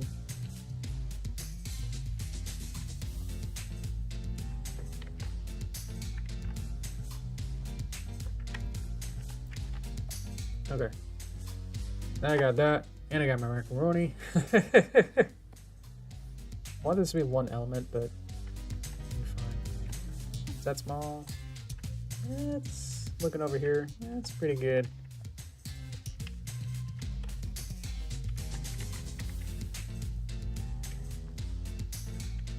And then we just trace it. Yeah.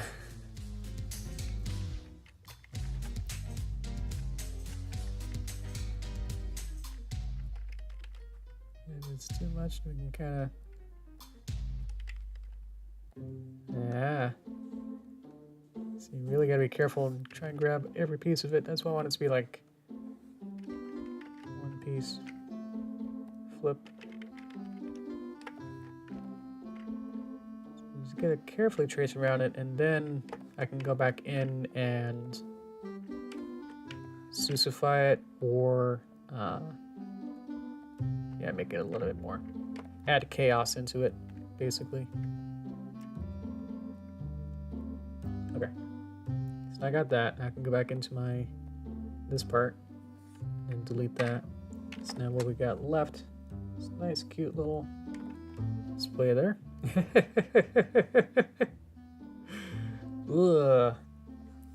Grab the right sublayer. There you go. Make it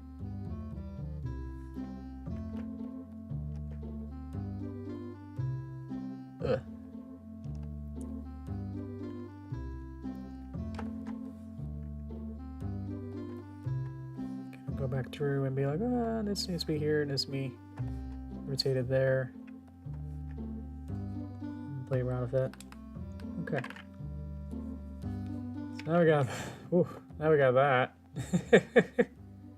I want to play with the card a little bit. I want to add some, I don't know, some glitter or some extra little lines or something. Just want it to be a lot thinner and then a lot less bright. Yeah.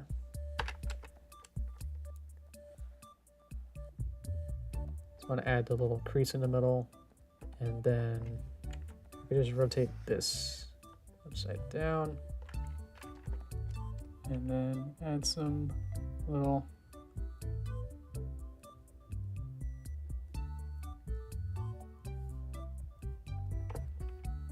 text or something here and there.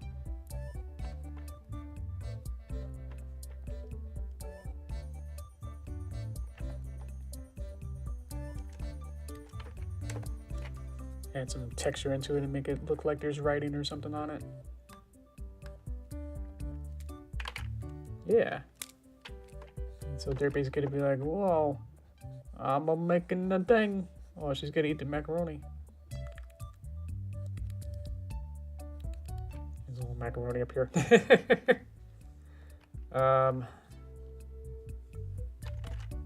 Let's see. What I can do is take this and just kind of place it way off screen, and then I can just keep using this as place enough off screen in the bottom here to be able to reuse this as my macaroni piece. Or I could just make a new element, because I will need an independent piece. Yeah, okay. Let's do that. Okay.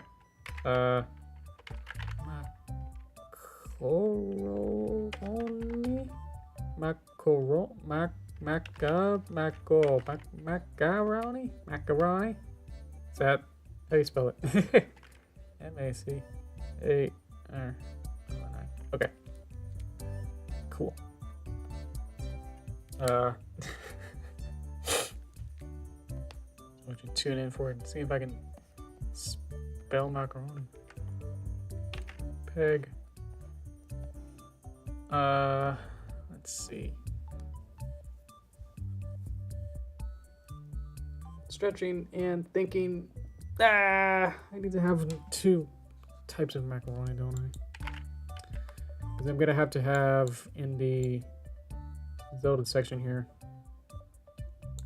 She lifts up the card, and then a piece of macaroni falls.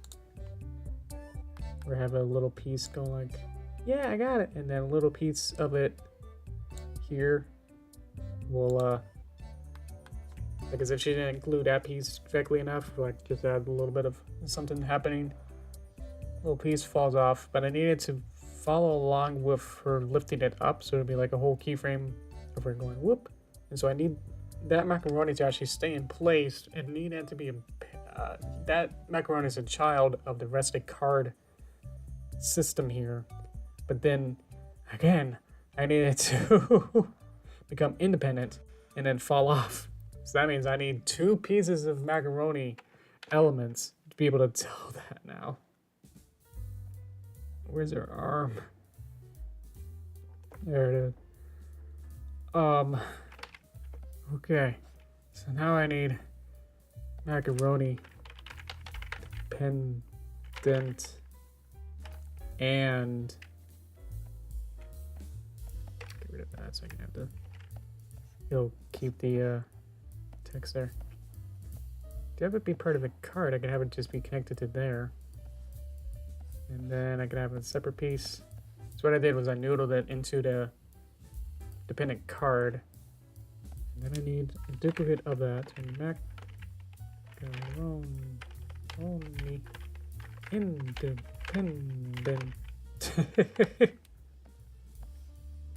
And this will just exist and not be it'll be connected to here, but it won't be noodled from here onto the green. It's not going to be connected to anything. And obviously I can't connect it to the independent because then they'll be dependent on each other or something. So that's wrong. Okay. So what I need is find macaroni.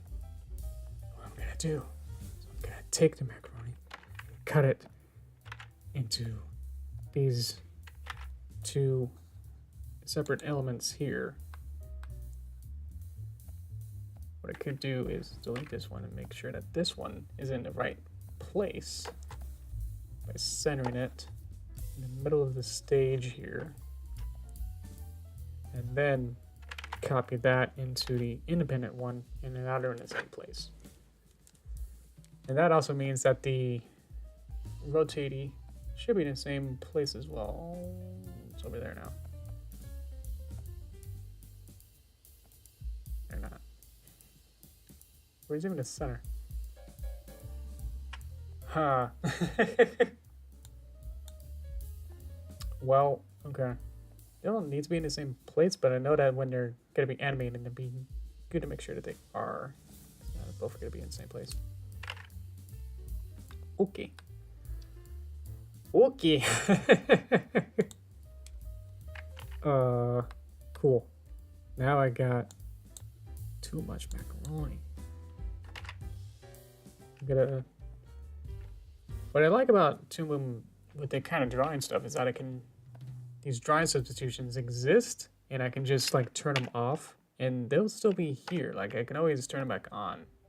I think in Flash, you have to have it be a little bit more complicated, or at least you always have to have it exist. Yeah, I think in Flash you would have a list of like all your different mouthpieces or your mouth shapes. You would have to have a timeline of everything, and then you either offset the frame so it'll start at frame 20, and then you go from there, and then you're able to repick the other older mouth shapes to be able to use them as a library.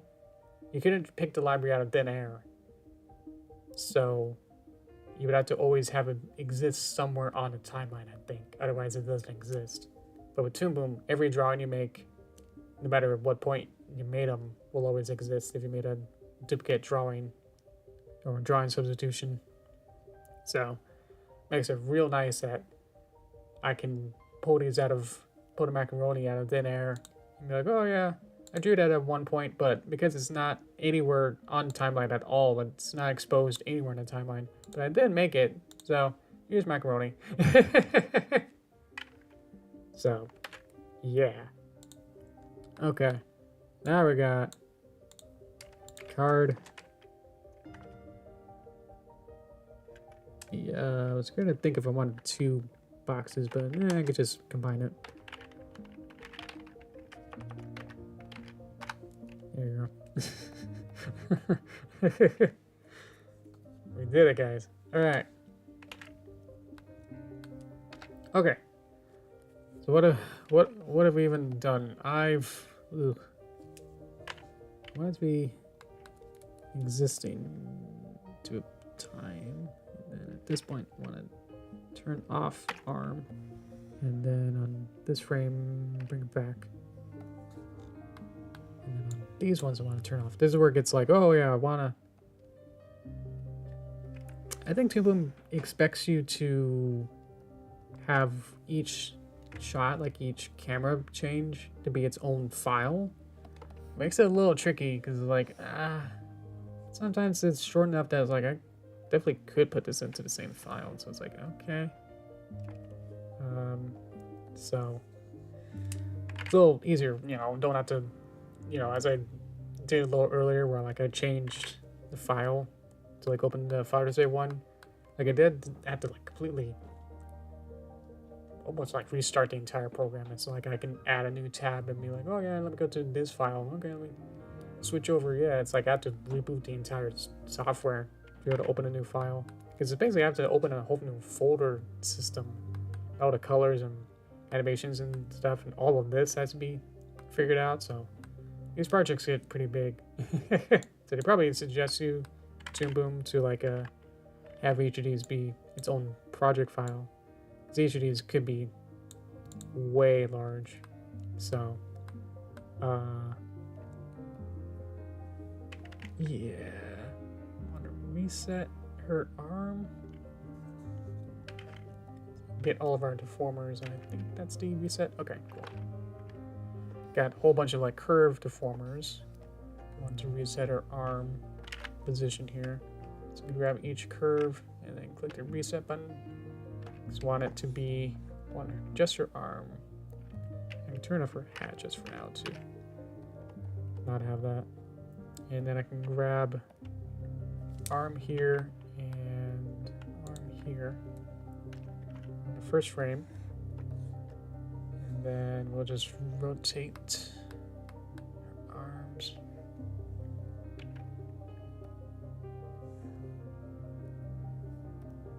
Upside down.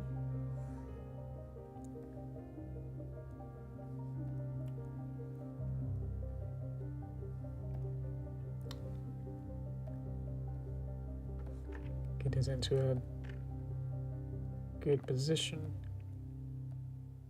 Oh, grab the point.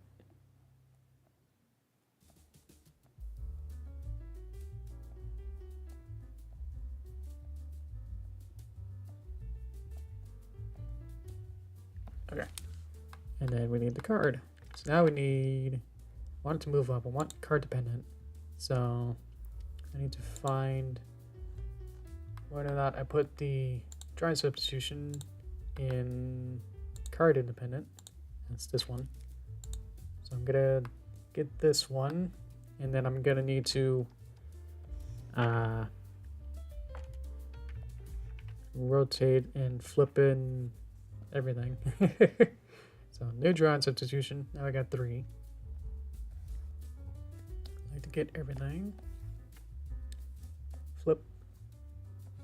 Stretch.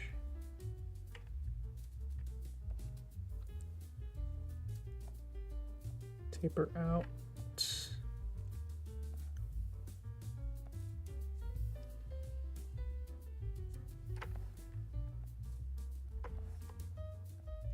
Hello. Welcome. How you doing? I'm stretching out my card here to make it more flat. And then I need to kind of go back in and fix that. Find out where I put it. There we go. I can just go back in and like refix my points here.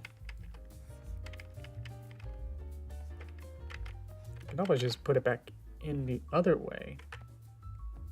I'm holding Alt and then that snaps it to be a right angle. I can just do that.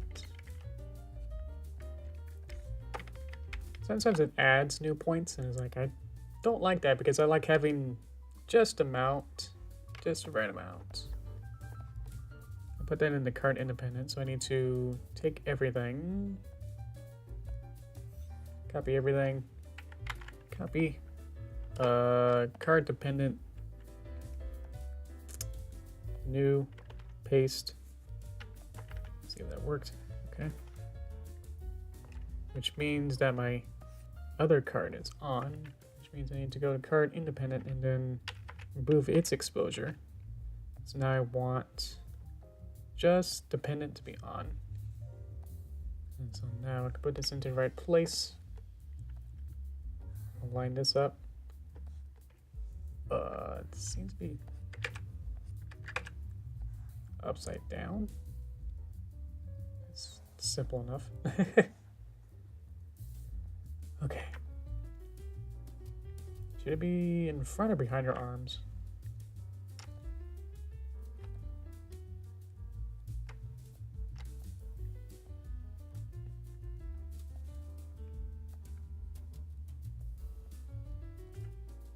Okay. So that means when I move body, I can just do that. Let's move them all as a group.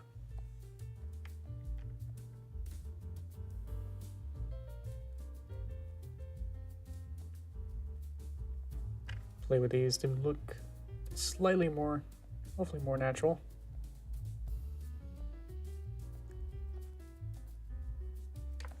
Play with it a little bit.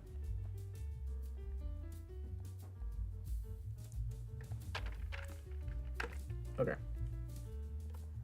It's kind of small. So I need to go back to all the way out to here. Add new keyframe, or just adjust the keyframe to make her hold it a little larger.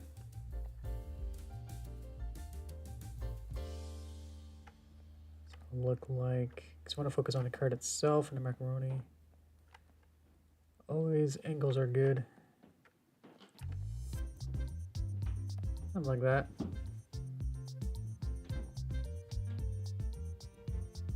Because everything's on a separate element, I can always go back in and be like, oh, well, I want her arms to be underneath the card, or I can bring the card in front or behind everything. So be like, oh, well, let's see what it looks like if, you know, if it's behind her, and see what that looks like. It's like, oh, okay. And I can have a separate track, basically, for the animation. And then put it on this keyframe. I'm sure she's all a little messed up there, but yeah, I'll fix that. For the deformers like to stay in weird positions if you change them. They don't like to reset.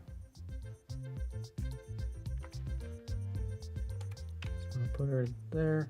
I'll put her here, and then we'll go back 1, 2, 3, 4 frames, and then say halfway here, and then halfway of that,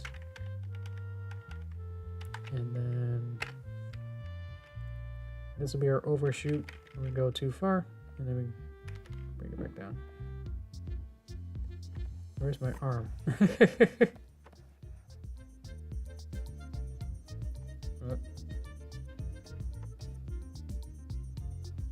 What? Wait. Oh, I lost it. What happened? Where's my other arm?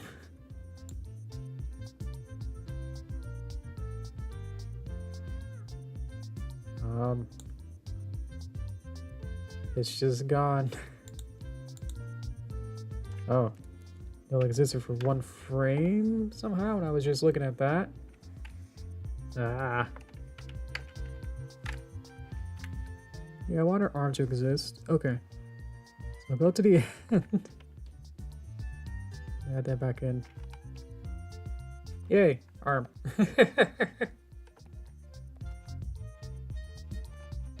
Okay.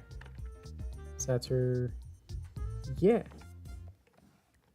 Gonna make it a little bit easier to look at.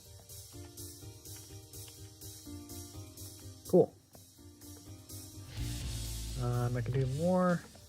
There's always more you can do. Do I have a squisher? Squash and stretch. Okay, I got this control. I can do a little bit of squash and stretch to it. So I can add this squash and stretch top. So add that in. So that when it goes here, you can actually stretch it a little bit further.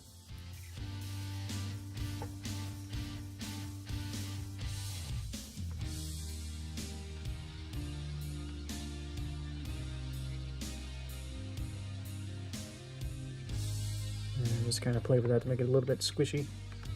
Like, haha. And that's too slow. Might want to remove a couple keyframes.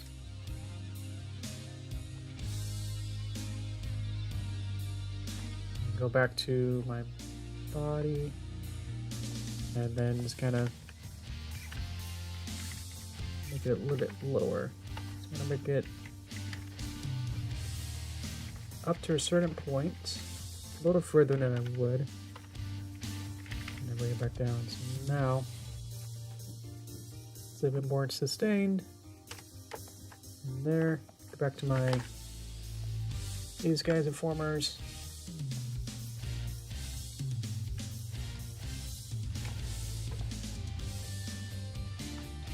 Bring them down.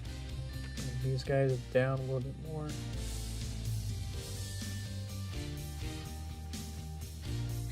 Make it so that these are stretched and look good enough. And then bop. What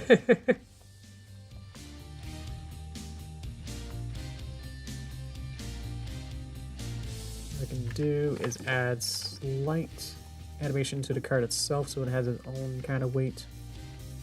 So if it kind of goes a little too high, next stepple. And actually kind of stretch it out a little bit.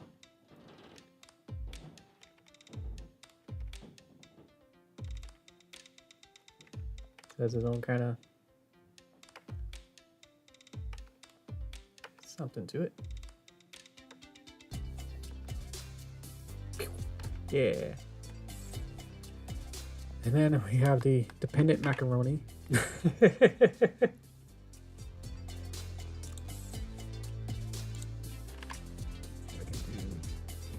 And my dependent macaroni will have to exist all the way through. There we are. And then keyframe at the beginning.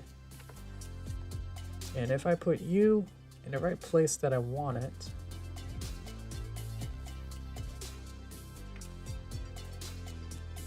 right around there, it should be dependent to the card, which means it should still be with it.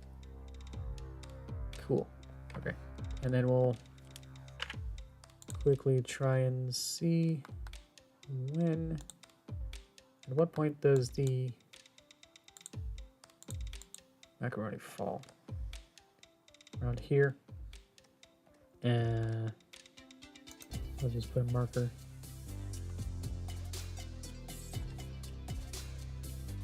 Okay. Which derpy? There's so many derpies. Am I melting? My VTube melting or the cartoon? Oh boy. I can reset my gravity real quick.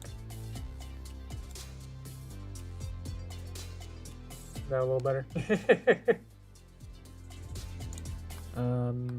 Okay. So what I want is the animation. Huh.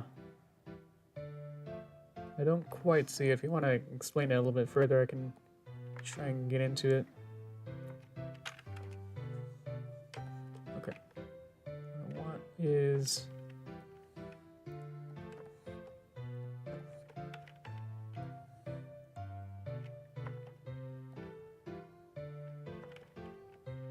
and get rid of it.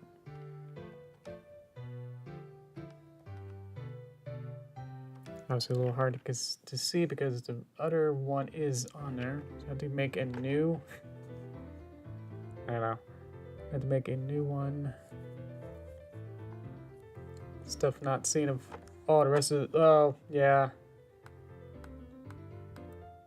Yeah, I can see that. Oh, yeah. Oh, yeah, I gotta even get a little liver. Yeah. Yeah, it's all broken. Yeah. She's fine. Obviously you don't see it, so it's gonna be, you know, it's gonna be okay, but yeah, yeah. Oh no. Where's my macaroni? Okay. Make a new drawing substitution. Because I know it's gonna be part of there the whole time. I will see which one. Where is this one? So if I go into my card and then say delete. Yeah. And then that's the one shot. There we go. Oh no, you're not backseat gaming. Yeah, or animating. Just a funny little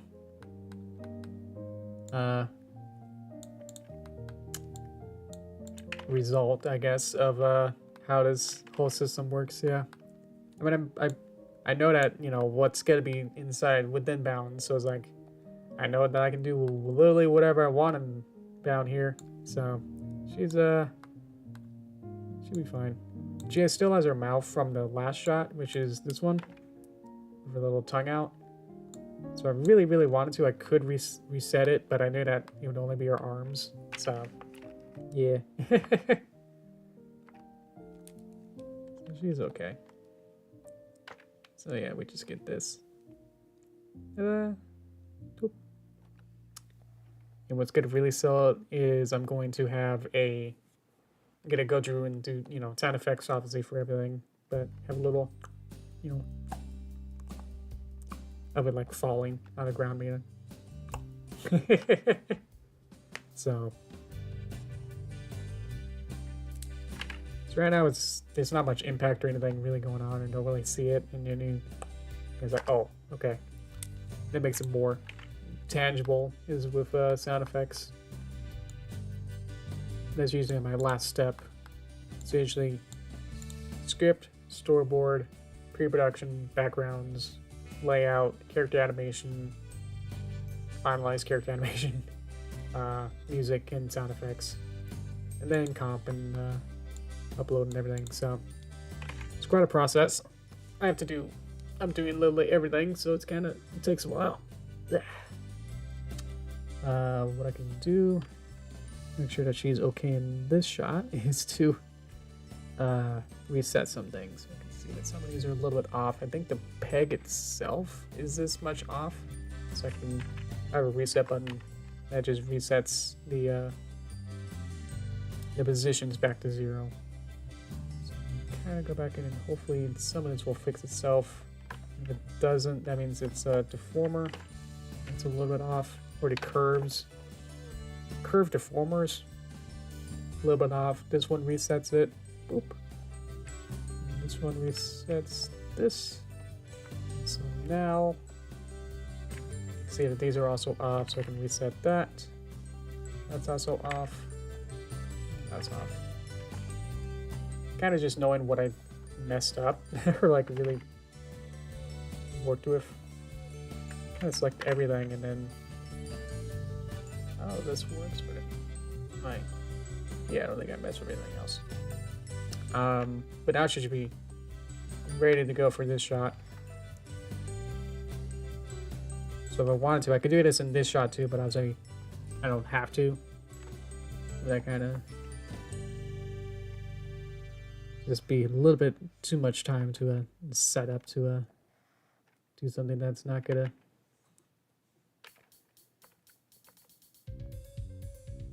Spending time on something that's not going to be seen is a little bit of waste time. Do you think it's a little fast? I could make this one. Just kind of bring it up each one here.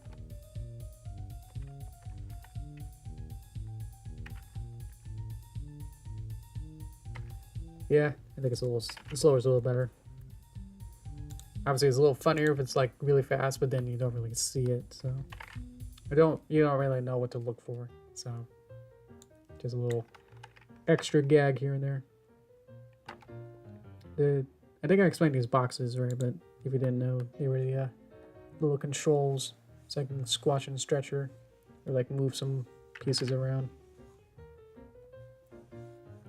Same one that I put on the mailbox. So when I animate the mailbox, I'll be able to also kind of move those back and forward. If you like pushes on the mailbox, you can have a reaction, kind of move over. Okay. Oh wow, it's 2:30. Okay. Let's see what we got. I know that one shot is halfway done, and the lift up shot's the only one that's complete. But I'm glad I got the simplest one done. So. We'll just watch this and see how much more there is to do, and it's a lot. I'm playing it right now. The animation is going right now. Yeah. Huh? Huh? Yay! Yeah. So, yeah, it's not much more than other animations I've done. This is kind of like medium, in terms of just how much stuff and assets and stuff I have to put in. Might not be looping. In terms of just assets and stuff, it's in the middle of the road in terms of what I do.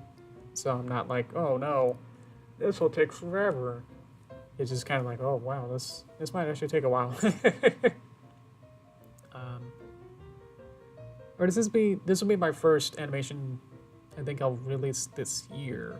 So I did take January off. I didn't work on animation almost at all. So this is kind of me getting back into the swing of things. So I think I'm just kind of like, whoa, this is a lot of work. I forget like, oh, these things are gonna take some time, I guess. Ooh, gee, okay. So it's kind of a little tired from actually working on it. So yeah. Can't see when I'm full screen. It's funny with the breath stuff, and yeah, she's just thinking about it. She's thinking about it. Storyboards are gonna tell you what it's supposed to happen. So you do something a little cute, which is actually gonna grab the stuff. I'm not sure. I'll see if everything else. There's that one shot that has the gray background.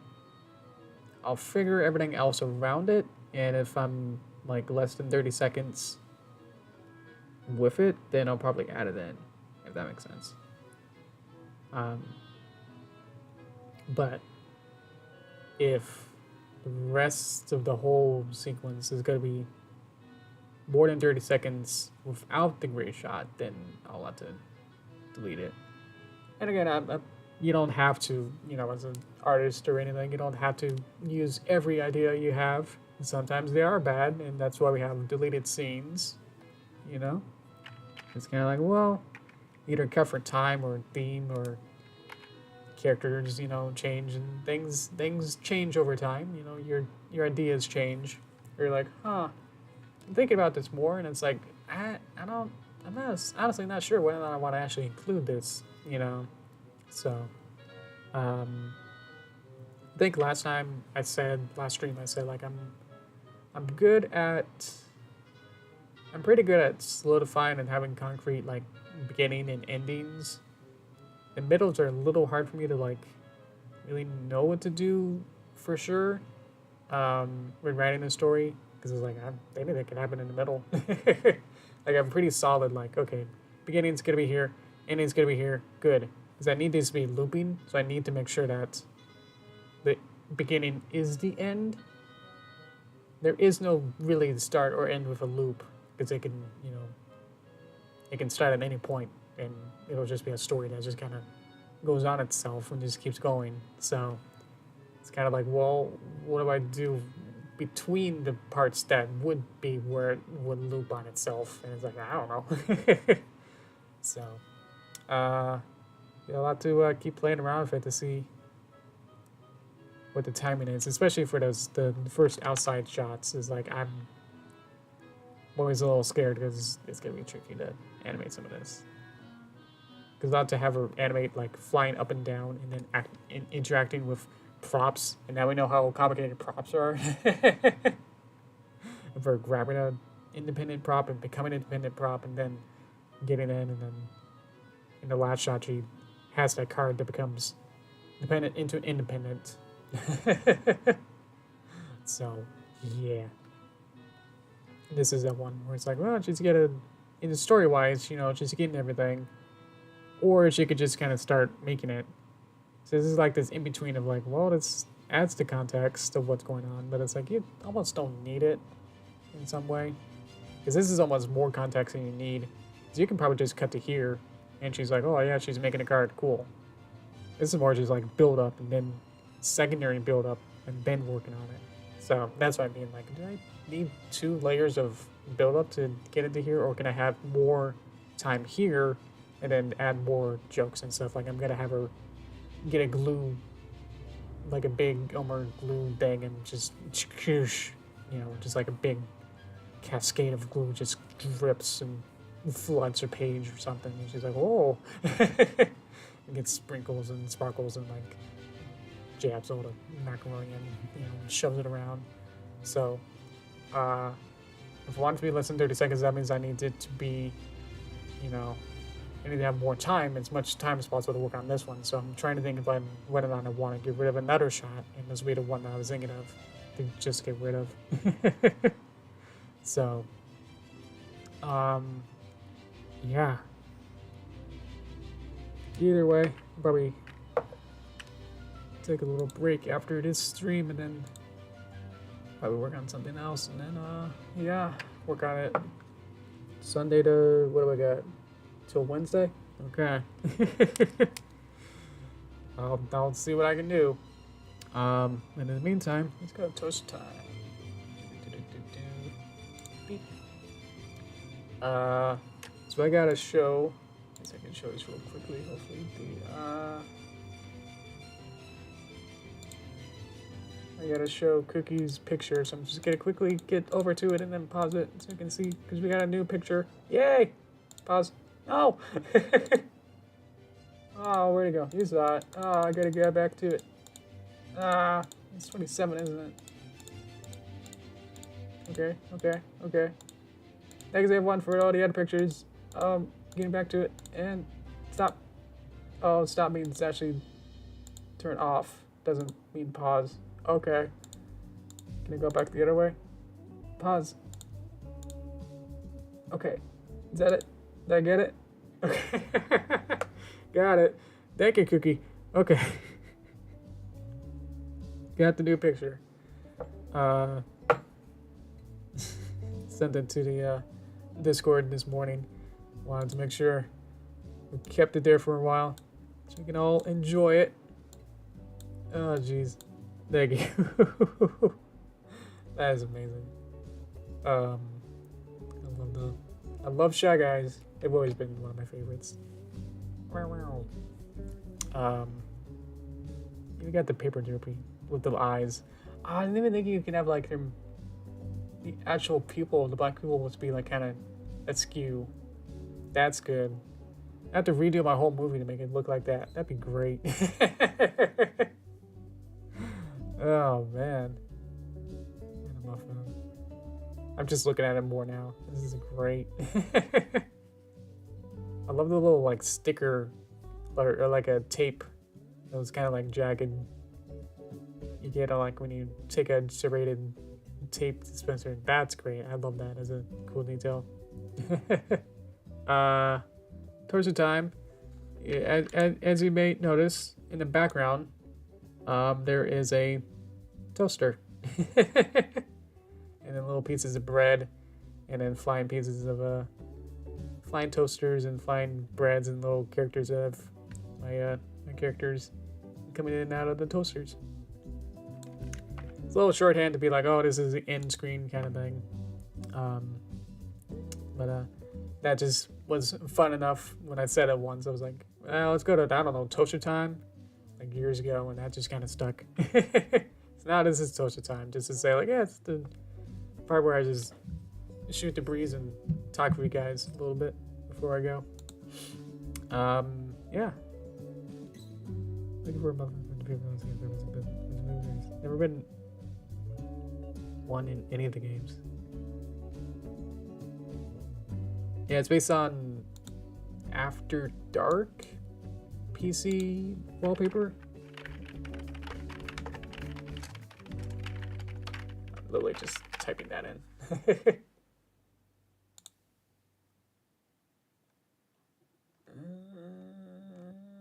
That's not it. These look too new. I will type old.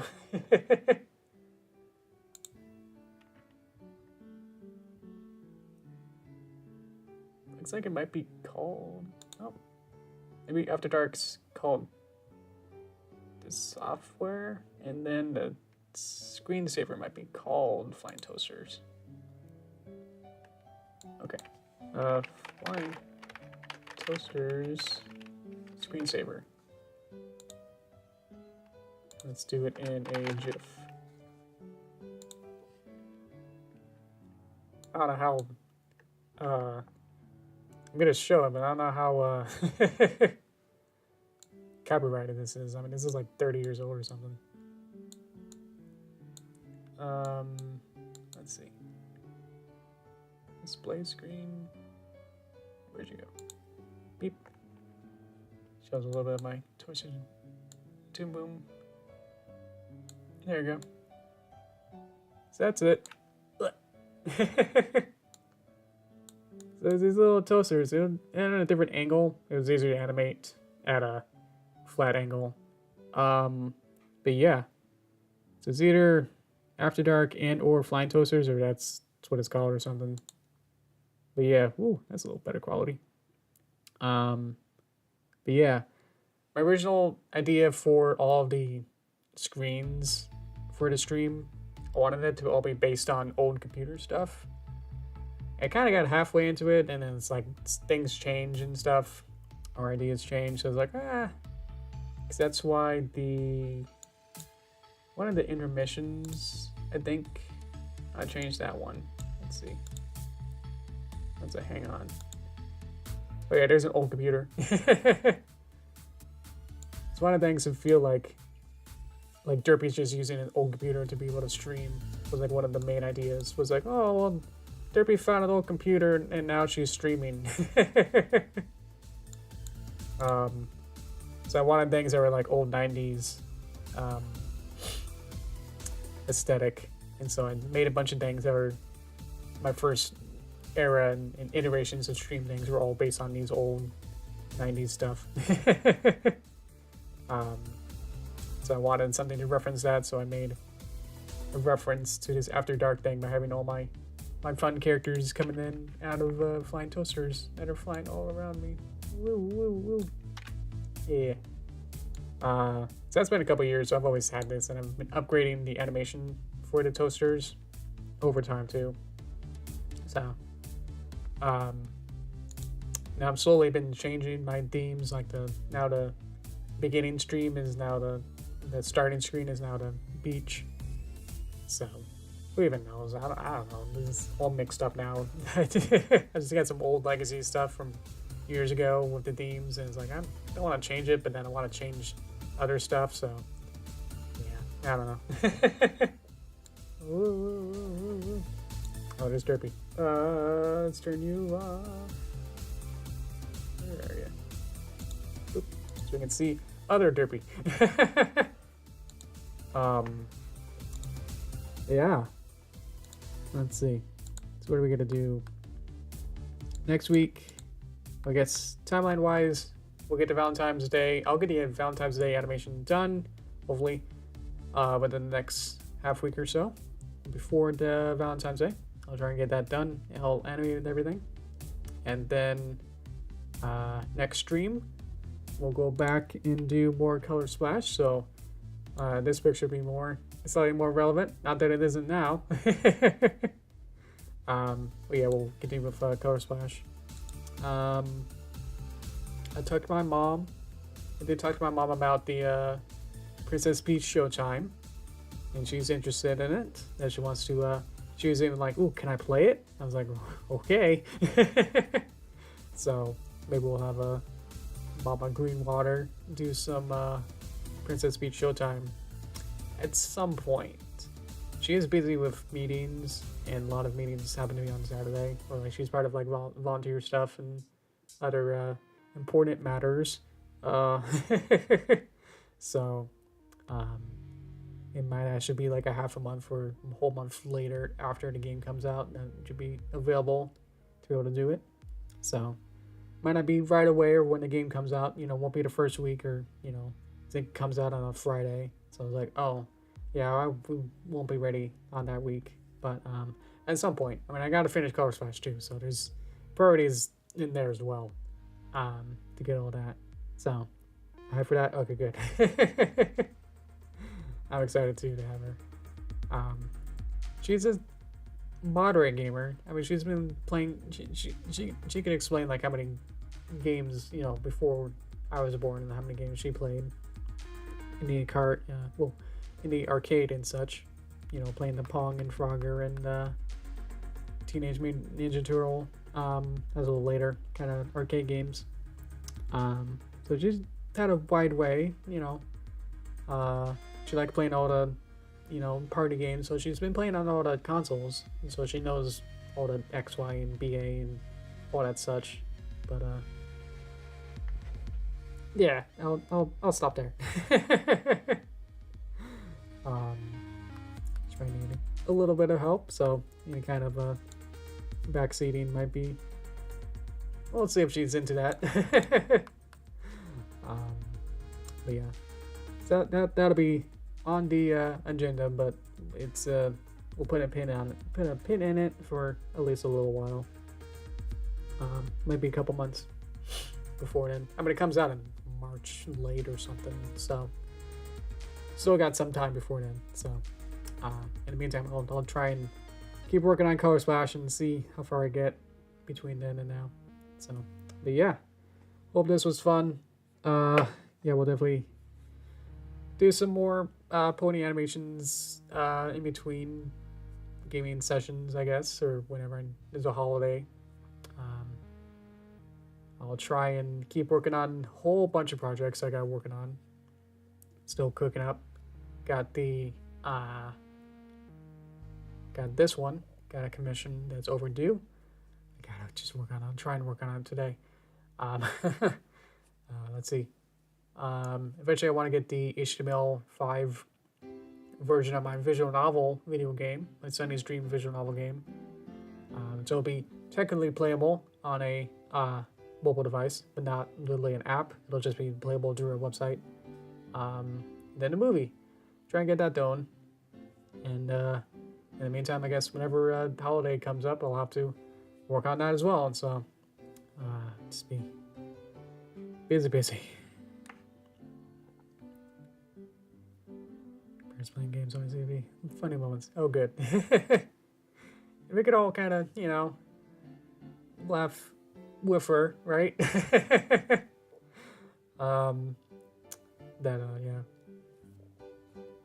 I'll try to be too mean, right? She's had more experience than me, but also over a longer span of time rather than really working on, you know, consistently.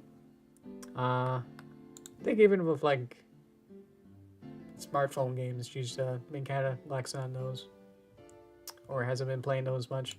She got into Pokemon Go, you know, at the time, you know, 2016 or so. But I think since then it's kind of been falling out. So I don't know. And she's been keeping up with everything. I think the last Switch game she might have played, at least, you know, was like controlling, was actually 1-2 Switch sequel, whatever that's called. 1, 2, 3, 4 Switch. Which she used the smartphone to play it, so it's like, oh, okay. That means all the Joy-Cons or Pro Controllers she hasn't probably used in a long while. So we'll see.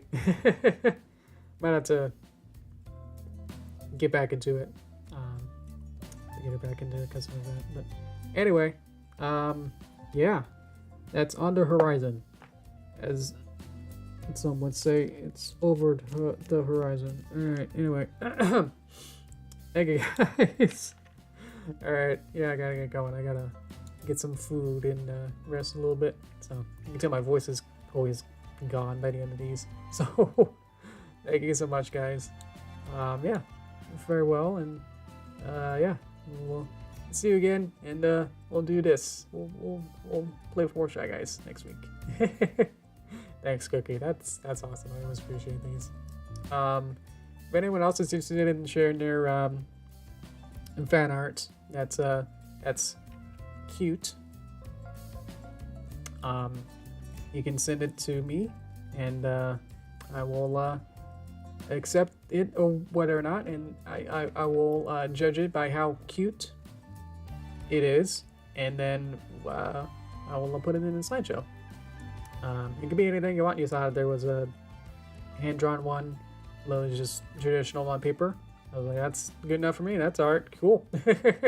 Doesn't have to be digital or amazing or anything like that. It's all good. As long as it's cute. Alright. So, yeah. Thank you guys. Guess the easiest might be Discord, which that might be in the description down below. X, I'm sure I'll find it, but I don't know. If you want to put it on there or not, you reply to me on there. But yeah, probably on the Discord is probably where I would hopefully find it. Put it in the share tent and people will help you with that. Anyway, yeah, thank you guys so much. I got a long arm. Thank you guys. All right, see you next week, guys. Yeah. Go have a fun time with anyone you care about. And yeah, see you then. All right, bye, guys.